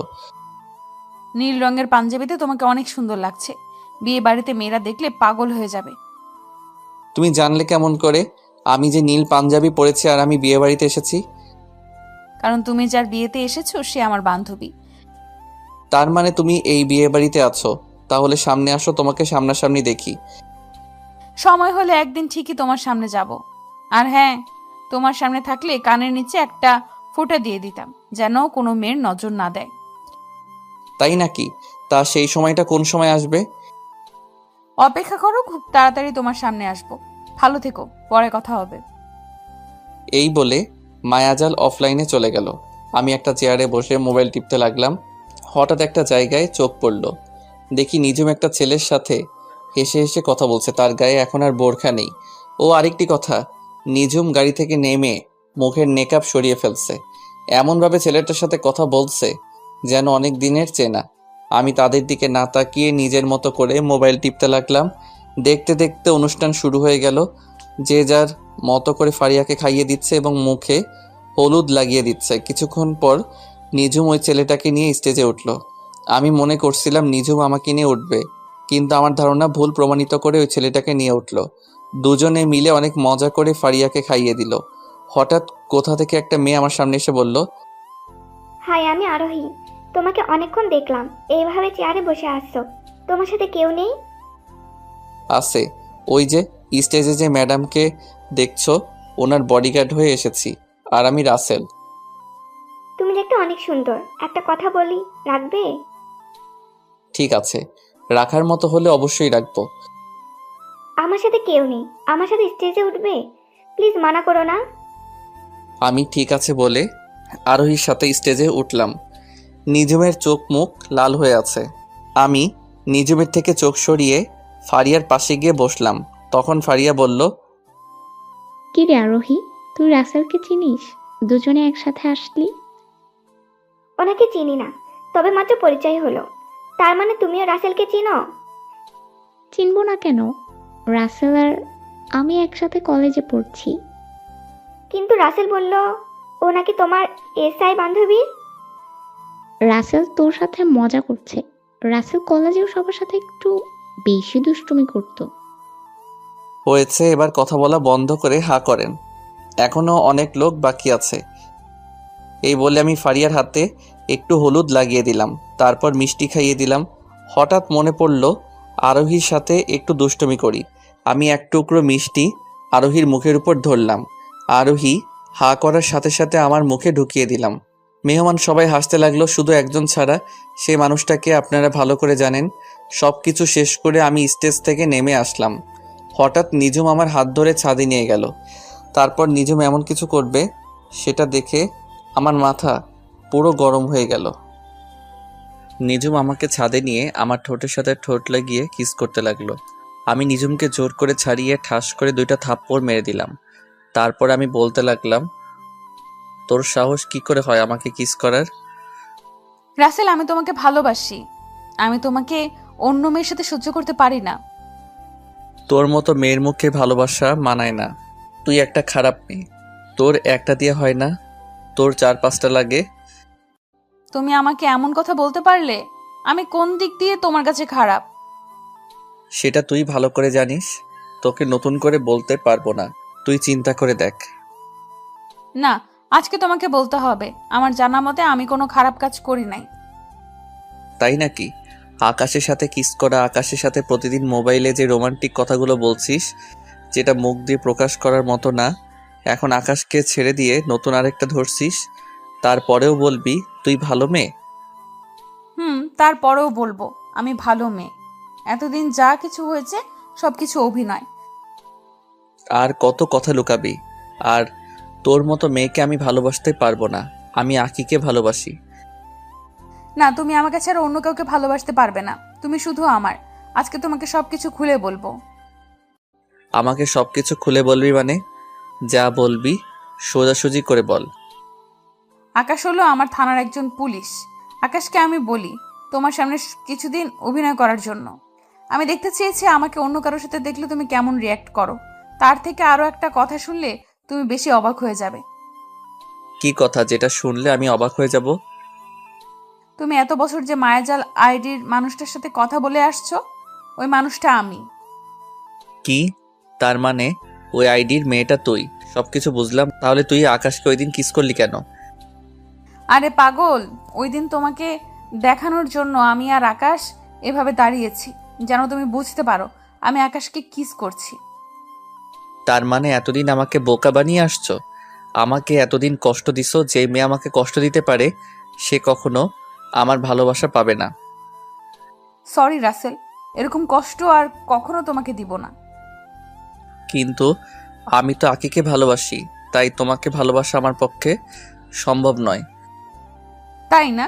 আখির সাথে তোমার কেমন পরিচয় সেটা আমি জেনে গেছি। আখি আমাকে সব কিছু গতকাল বলেছে। আমাকে একটু শক্ত করে জড়িয়ে ধরবে? তোমাকে জড়িয়ে ধরে আবার কিস করতে মন চাইছে। তো করো, আমি তোমাকে মানা করছি? বলতে দেরি, আমি নিঝুমকে জড়িয়ে ধরে কিস করতে লাগলাম। কিছুক্ষণ পর ছেড়ে দিলাম। দুজনে হাঁপাতে লাগলাম। তারপর দুজনে নিচে চলে আসলাম। আমাকে একটা থাকার রুম দেওয়া হয়েছে, যেটা ফারিয়ার পাশের রুম। নিঝুম ফারিয়ার সাথে ঘুমিয়েছে। সকালবেলা বুকটা কেমন যেন ভারী লাগছে। চোখ খুলে দেখি নিঝুম আমাকে জড়িয়ে ধরে শুয়ে আছে। ঘুমন্ত অবস্থায় নিঝুমকে অনেক সুন্দর লাগছে। আমি নিঝুমের কপালে একটা চুমু দিলাম। সাথে সাথে নিঝুমের ঘুম ভেঙে গেল। তখন নিঝুম বলল, আমি কিন্তু ঘুমিয়ে নেই। তার মানে তুমি জেগে আছো? তো তুমি কোন সময় আমার রুমে আসলে? কিছুক্ষণ আগে তোমার রুমে এসেছি, কিন্তু তোমাকে ঘুমন্ত অবস্থায় অনেক সুন্দর লাগছে, তাই না ডেকে তোমাকে জড়িয়ে ধরে শুয়ে পড়লাম।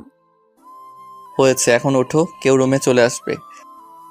তোমাকে জড়িয়ে ধরে থাকতে আমার ভালোই লাগছে, আর একটু থাকো না। আর থাকা লাগবে না। বাসায় যাওয়ার পর যা করার করো। এটা কিন্তু বিয়ে বাড়ি। তার থেকে বড় কথা, আমাদের এখনো বিয়ে হয়নি। বিয়ে হয়নি তো কি হয়েছে? চলো আমরা দুজনে কাজী অফিসে বিয়ে করে ফেলি। মাথা খারাপ? আমি বাবা মায়ের একমাত্র সন্তান। বড় করে ধুমধাম করে তোমাকে বিয়ে করব। কিন্তু তোমার আব্বু আম্মু যদি মেনে না নেয় তখন কি করবে? আমার আব্বু আম্মু কখনো আমার কথা ফেলে নাই। আমার বিশ্বাস তারা রাজি হবে। তাই যেন হয়। আমি তোমাকে ছাড়া থাকতে পারবো না। ঠিক আছে, এখন তুমি ফারিয়ার কাছে যাও, আমি ফ্রেশ হয়ে আসছি। নিঝুম ঠিক আছে বলে আমার কপালে একটা চুমু দিয়ে রুম থেকে বেরিয়ে গেল। আমি আর বসে না থেকে ওয়াশরুমে চলে গেলাম। ফ্রেশ হয়ে রুম থেকে বেরিয়ে দেখি বাসা ভর্তি মেহমান। হঠাৎ আরোহী কোথা থেকে আমার সামনে এসে বলল, তুমি এখানে দাঁড়িয়ে আছো কেন? নাস্তা করেছো? মাত্র ফ্রেশ হয়ে বেরিয়ে আসলাম। আচ্ছা, গতকাল রাতে নিঝুম আপু তোমার হাত ধরে টেনে নিয়ে গেল কেন? আসলে তোমাকে নিঝুম আপু আমাকে ভালোবাসে তো, তাই তোমার সাথে সহ্য করতে না পেরে আমাকে ছাদে নিয়ে গেছে। কি? নিঝুম আপু আর তুমি দুজন দুজনকে ভালোবাসো? তার মানে মনের কথা বলার আগেই ছ্যাঁকা খেলাম? কি বলছো তুমি? আমি তো কিছুই বুঝতে পারি নাই। আসলে তোমাকে প্রথম দেখায় আমার অনেক ভালো লাগছে। ভেবেছিলাম ফারিয়া আপুর বিদায়ের পর তোমাকে প্রপোজ করব, কিন্তু প্রপোজ করার আগে ছ্যাঁকা খেয়ে গেলাম। আহারে বেচারি, থাক, দুঃখ করো না। দেখবে তুমি আমার থেকে আরো ভালো ছেলে পাবে। ঠিক আছে, দোয়া করো আমার জন্য। এই বলে আরোহী আমার সামনে থেকে চলে গেল। হঠাৎ পিছন থেকে নিঝুম বলল, সত্যিটা বলার জন্য তোমাকে অনেক ধন্যবাদ। আমি আবার কি সত্যি বললাম? ওই যে তুমি আমাকে ভালোবাসো, সেটা আরোহীকে বলার জন্য। আমি এমনিতেই মিথ্যা কথা বলি না, সেটা তুমি ভালো করে জানো। জানি রাসেল সাহেব। এখন কথা না বলে আমার সাথে চলো, নাস্তা করবে। আমি ঠিক আছে বলে নিঝুমের সাথে যেতে লাগলাম। নিঝুম আমাকে নিয়ে একটা রুমে আসলো। রুমে এসে দেখি অনেক আইটেমের নাস্তা একটা টেবিলের উপর সাজিয়ে রেখেছে, আর দুজনে বসে নাস্তা করে নিলাম।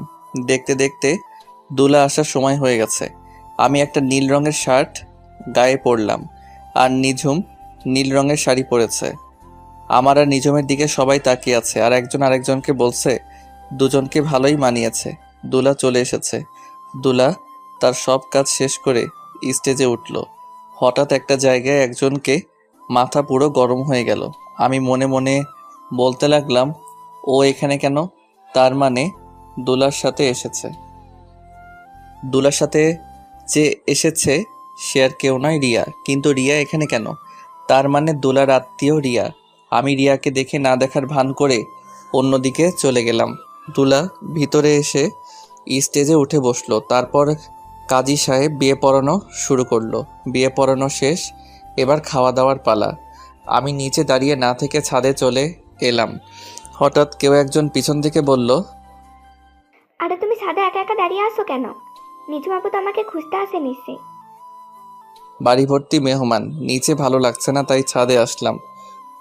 ও চলো, খাবার খাবে না? তুমি যাও, আমি একটু পরে আসতেছি। আরোহী ঠিক আছে বলে নিচে নেমে গেল।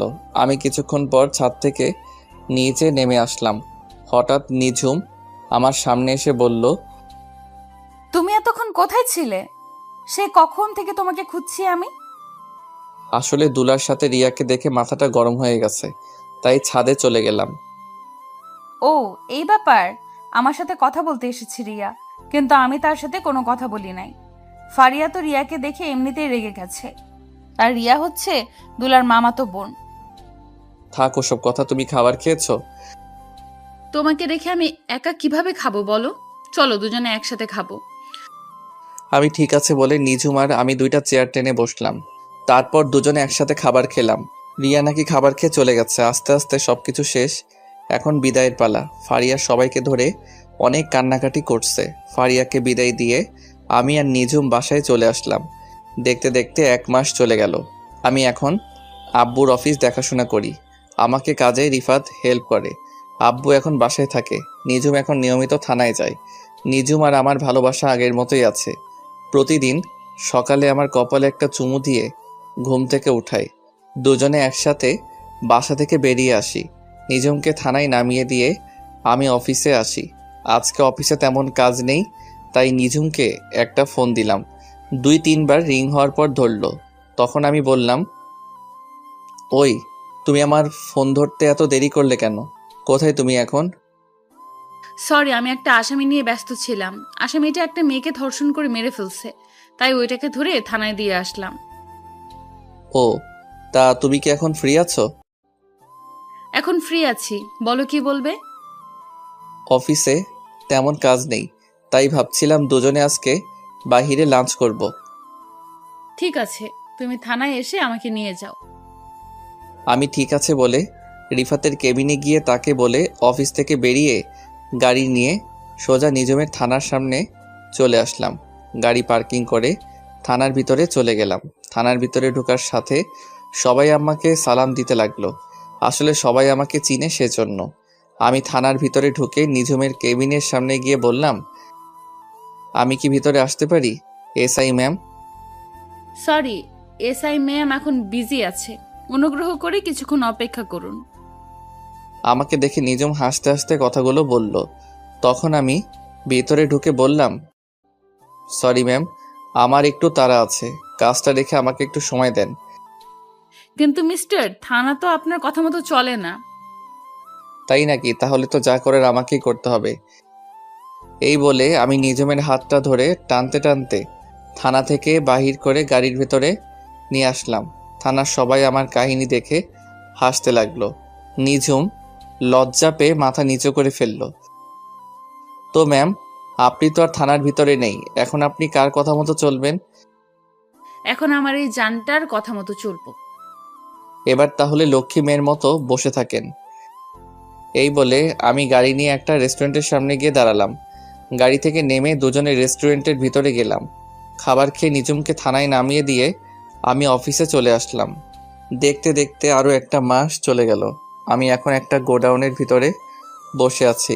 কিছুক্ষণ পর আমার লোক রিয়া এবং মেয়র বেঁধে আমার সামনে নিয়ে আসলো। তখন রিয়া আমাকে দেখে বলল, রাসেল তুমি এখানে? আমাকে আর বাবাকে ধরে নিয়ে এসেছো কেন? তুই জানিস না আমার বাবা একজন মেয়র? আমি সব জানি। আমার কয়টা মাস চলে গেছে তোদের ধরতে। অনেক চেষ্টা করেছি ধরার জন্য, দিনরাত অনেক পরিশ্রম করছে, কিন্তু পারি নাই। আজকে সফল হয়েছি। তুই আমাদের এখানে ধরে এনেছিস কেন? তুই জানিস আমার একটা ফোনে তোকে দুনিয়া থেকে বিদায় করে দিতে পারি। সেটা আপনি কখনো পারবেন না। আর আপনি হয়তো এটা জানেন না, আপনি মেয়ের হয়ে যা সম্পদ আছে তার থেকে 3 ডাবল সম্পদ আমাদের আছে, কিন্তু তা নিয়ে আমরা কখনো অহংকার করি না। তাহলে আমাদের এখানে ধরে এনেছিস কেন? কারণ আপনি এবং আপনার মেয়ে অনেক বড় অপরাধ করছেন, সেটার প্রতিশোধ নিতে আপনাদের এখানে ধরে আনা হয়েছে। প্রতিশোধ নিতে মানে? আমরা তোর সাথে কি করেছি? আমার সাথে করিস নাই। তুই এবং তোর বাপ মিলে রিফাত এবং রিফাতের আব্বুর সাথে কি করছিস একটু ভেবে দেখ তো। যা করেছে রিফাতের সাথে করেছে, তোর সাথে তো কিছু করিনি। তুই আমাদের ধরে এনেছিস কেন? রিফাতের সাথে করা মানে আমার সাথে করা এক কথা, কারণ রিফাত আমার কলিজার টুকরা বন্ধু। তোরা বাপ মেয়ে মিলে ওদের যে অবস্থা করছিস সেটা এখন আমি তোদের সাথে করব। ওসব কিছু ভুলে যাও, এখন বলো তুমি কত টাকা চাও, আমি তোমাকে তাই দিব। আমার না টাকার লোভ নেই, আমি আপনাদের কাছে অন্য একটা জিনিস চাইব, দিবেন? তুমি কি চাও বলো, তুমি যা চাইবে আমি সেটাই দিব। আমি বেশি কিছু চাই না, শুধু এখানে আপনার মেয়েকে একটা সই দিতে বলবেন, এইটুকু, আর কিছু না। এই কাগজে কি লেখা আছে? তেমন কিছু না, তুই আর তোর বাপ মিলে রিফাত থেকে যে সম্পদগুলো লিখে নিছিস সেগুলো ফিরিয়ে দিবি, এতটুকুই, আর কিছু নয়। আমি মরে গেলেও কখনো সই করব না। আমি জানতাম তুই এমনটা করবি, তাই অন্য ব্যবস্থা করেছি। ভাইয়েরা, আপনারা কাজটা শুরু করে দেন। আমি আমার লোকগুলোকে বললাম, তারা মেয়রকে কারেন্টের চেয়ারে বসিয়ে শট দিতে লাগলো। মেয়রের তো লাফালাফি শুরু হয়ে গেল। এটা দেখে রিয়া বলল, প্লিজ রাসেল, আমার বাবার সাথে এমনটা করিস না। তুই বল আমাকে কোথায় সই করতে হবে। আমি রিয়াকে কাগজটা এগিয়ে দিলাম। রিয়া সই করে দিল। এতক্ষণ যা কিছু হয়েছে সব কিছু ভিডিও করা হয়েছে। তারপর রিয়া এবং তার বাপকে রেখে আমরা সবাই চলে আসলাম। পরের দিন আমি মন্ত্রীর সঙ্গে দেখা করলাম, ভিডিওটা দেখালাম। মন্ত্রী সাথে সাথে রিয়ার আব্বুকে মেয়র থেকে বহিষ্কার করে দিল। তাদের বাড়ি গাড়ি ব্যাংক ব্যালেন্স সব কিছু নিয়ে নিল এবং রিফাতদের সব কিছু ফিরিয়ে দিল। আমি যে এত কিছু করছি এটা এখনও কেউ জানে না। 1 সপ্তাহ পর রিফাতের আব্বু আম্মুকে তাদের সব কিছু ফিরিয়ে দিলাম। রিফাত এখন তার বাবার অফিস দেখাশোনা করে। আমি আমাদেরটা খুব সুন্দরভাবে চলছে এখন সব কিছু। রাতে সবাই মিলে খাবার খাচ্ছি, তখন বাবা বলল, সব কিছু তো ঠিকঠাক চলছে, এবার দুহাত এক করে দেওয়ার পালা। তুমি কি বলো রাসেলের আম্মু? তুমি ঠিকই বলেছ, এবার দুহাত এক করে দেওয়ার পালা। তাহলে তুমি একটা দিন তারিখ করে ফেলো। আব্বু আম্মু, আমি তো কিছুই বুঝতে পারছি না, তোমরা কিসের কথা বলছো? আমি আর তোর আব্বু সব কিছু জানি। নিজুম আর তুই দুজন দুজনকে ভালোবাসিস, তাই ভাবছি লুকিয়ে লুকিয়ে আর প্রেম ভালোবাসা করতে হবে না। তার চেয়ে ভালো দুজনের হাতে এক করে দিই। নিজুম আম্মুর কথা শুনে বসা থেকে উঠে রুমে চলে গেল। আমিও আর বসে না থেকে রুমে চলে আসলাম।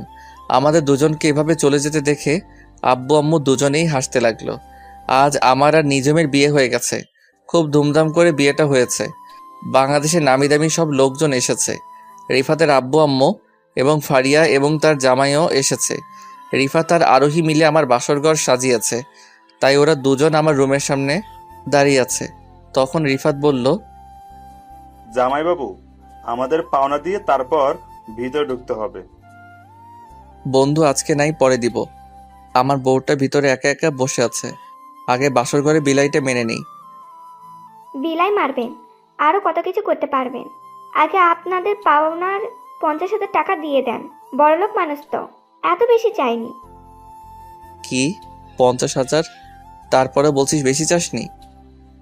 আরোহী তো ঠিকই বলেছে, 50,000 তো বেশি তো আর চাইনি। ইরে, তোদের দুই জনের পরিচয় এত মিলে গেছিস, তোরা কিন্তু মনে রাখবি আমারও দিন আসবে, তখন কিন্তু 1 লাখের নিচে ভিতরে ঢুকতে দিব না। তোকে তো বিয়েতে দাওয়াত দিব না। আমি বিনা দাওয়াতে চলে যাব। দূর, এত কথা না বলে টাকা বের করো আর ভেতরে যাও। কি আর করার, মানি ব্যাগ থেকে কার্ডটা বের করে দিয়ে ভিতরে ঢুকে দরজা লাগিয়ে দিলাম। কার্ডটা দেওয়ার পর দুজনে আর একটা কথাও বলে নাই। তারা ভালো করে জানে আমার কার্ডে 50,000 টাকার বেশি থাকে। দরজা লাগিয়ে ভিতরে ঢুকে সামনে যাওয়ার পর যেটা দেখলাম সেটা দেখে আমার গলা শুকিয়ে গেল। সামনে তাকিয়ে দেখি নিঝুম পিস্তল নিয়ে আমার দিকে ধরে আছে। তখন আমি বললাম, কি ব্যাপার, তুমি আমার দিকে এইভাবে পিস্তল ধরে আছো কেন? হারামজাদা, বাসর ঘরে ঢুকতে তোর এত সময় লাগে কেন? ওরা যা চাইছে তা দিয়ে চলে আসতে। তুমি জানো ওরা আমার কাছে থেকে কত টাকা চাইছে? জানি, আমি সব কিছুর ভেতর থেকে শুনেছি। রাত বাজে 2টা, 2 ঘন্টা পর সকাল ভোর হয়ে যাবে। বাসর করবে কখন? আমার ওই 2 ঘন্টা যথেষ্ট, এর থেকে বেশি সময় নিব না। কিন্তু তোমাকে তো আজকে বাসর করতে দিব না। তুমি ভেতরে দেরি করে এসেছো, তাই আজকে পুরো রাত আমার পা টিপতে হবে তোমাকে। সরি কলিজা, এই রাতের জন্য মাফ করে দাও। এই রাত একবার আসে। আমি কোনো কথা শুনতে চাই না। ওয়াশরুমে ঢুকে অজু করে আসো। দুজনে আগে 2 রাকাত নফল নামাজ আদায় করে আসি। কি আর করার, এসআই বউ বলে কথা। অজু করে দুজনে 2 রাকাত নফল নামাজ আদায় করলাম। নিঝুম বিছানায় শুয়ে পড়ল আর আমাকে বলল তার পা টিপে দেওয়ার জন্য। আমি বিছানায় উঠে নিঝুমের পা দুটো টিপতে লাগলাম। কিছুক্ষণ পর আমাকে বিছানায় ফেলে দিয়ে গলা চেপে ধরে বলল, ওই হারামি, আমি যেটা বলবো তুমি কি তাই করবে নাকি? তুমি তো বলছো তোমার পা টিপে দেওয়ার জন্য। আমি বলছি তাই বলে তুমি সেটা করবে নাকি? জোর করে বলতে পারো না? আমি তো এমনি মজা করলাম। আমি সবসময় তোমার কথা মতো চলবো। আদেশ যখন পেয়েছি তাহলে শুরু করে দেই। শুরু করার আগে বললে না তো বউ সাজে আমাকে কেমন লাগছে? তুমি তো আমার কাছে সবসময় সুন্দর, খালি খালি এত আটা ময়দা মাখার কি দরকার ছিল? বিয়ের সময় একটু মারতে হয়। এখন লাইট বন্ধ করে আসো। লাইট বন্ধ করতে হবে না, আমার পাঠক পাঠিকা একটু দেখুক কিভাবে বাসর করতে হয়, তারা একটু শিখুক। তোমার দেখি লজ্জাশরম বলতে কিছুই নেই। তোমার পাঠক পাঠিকা বাসরাতে কি করবে সেটা কি আমাদের দেখাবে? দেখাবে। আমি জানি আমার পাঠক পাঠিকা অনেক ভালো মানুষ। কি গো, আন্নেরা আমাদের দেখাবেন না? ওই দেখছো, তারা বলছে দেখাবে। তোমার মাথা বলছে। যাও গিয়ে লাইট বন্ধ করে আসো। কি আর করার, এসআই বলছে না বন্ধ করলে থানায় নিয়ে 144 ধারা মামলা দিবে। আমি বিছানায় থেকে উঠে লাইটটা বন্ধ করে দিয়ে আসলাম। বিছানায় এসে নিঝুমের পুরো শরীরে কিস করতে লাগলাম। নিঝুমের ঠোঁটের উপর হামলা শুরু করলাম, নিঝুমের পেটের উপর হাত বোলাতে লাগলাম। তারপর আস্তে আস্তে নিঝুমের শরীর থেকে সবকিছু খুলে ফেললাম। তারপর ইরানের মতো হামলা শুরু করে দিলাম। এটা কেমন হামলা বিয়ের পর বুঝতে পারবেন, অনেক দেখেছেন, আর দেখা লাগবে না। আমাকে তো এইটুকু দেখাবেন, বাকিটা ইতিহাস হয়ে থাকলো। দেখতে দেখতে আমার আর নিঝুমের সংসার ভালোই চলতে লাগলো। নিঝুম এসআই চাকরি ছেড়ে দিয়েছে, বাসায় এখন আব্বু আম্মুর খেয়াল রাখে আর আমি অফিস দেখাশোনা করি। এর ফাঁকে আরোহী আর রিফাতের বিয়ে ঠিক হয়ে গেল। আপনাদের সবার দাওয়াত থাকলো। রাইসা এখন কলেজে পড়ে, তো সবাই আমাদের জন্য দোয়া করবেন। নামাজ পড়ো মুসলিম বোন ও ভাই, নামাজ ছাড়া দুনিয়াতে শান্তি নাই। নামাজের কথা রেখো স্মরণ, নামাজ দিয়ে সাজাও জীবন। নামাজ ছেড়ে করো না ভুল, নামাজ হলো ইবাদতের মূল। সুলম মুসলিম ভাই ও বোনেরা, 5 ওয়াক্ত নামাজ পড়ো, জীবনকে সুন্দরভাবে গড়ে তোলো।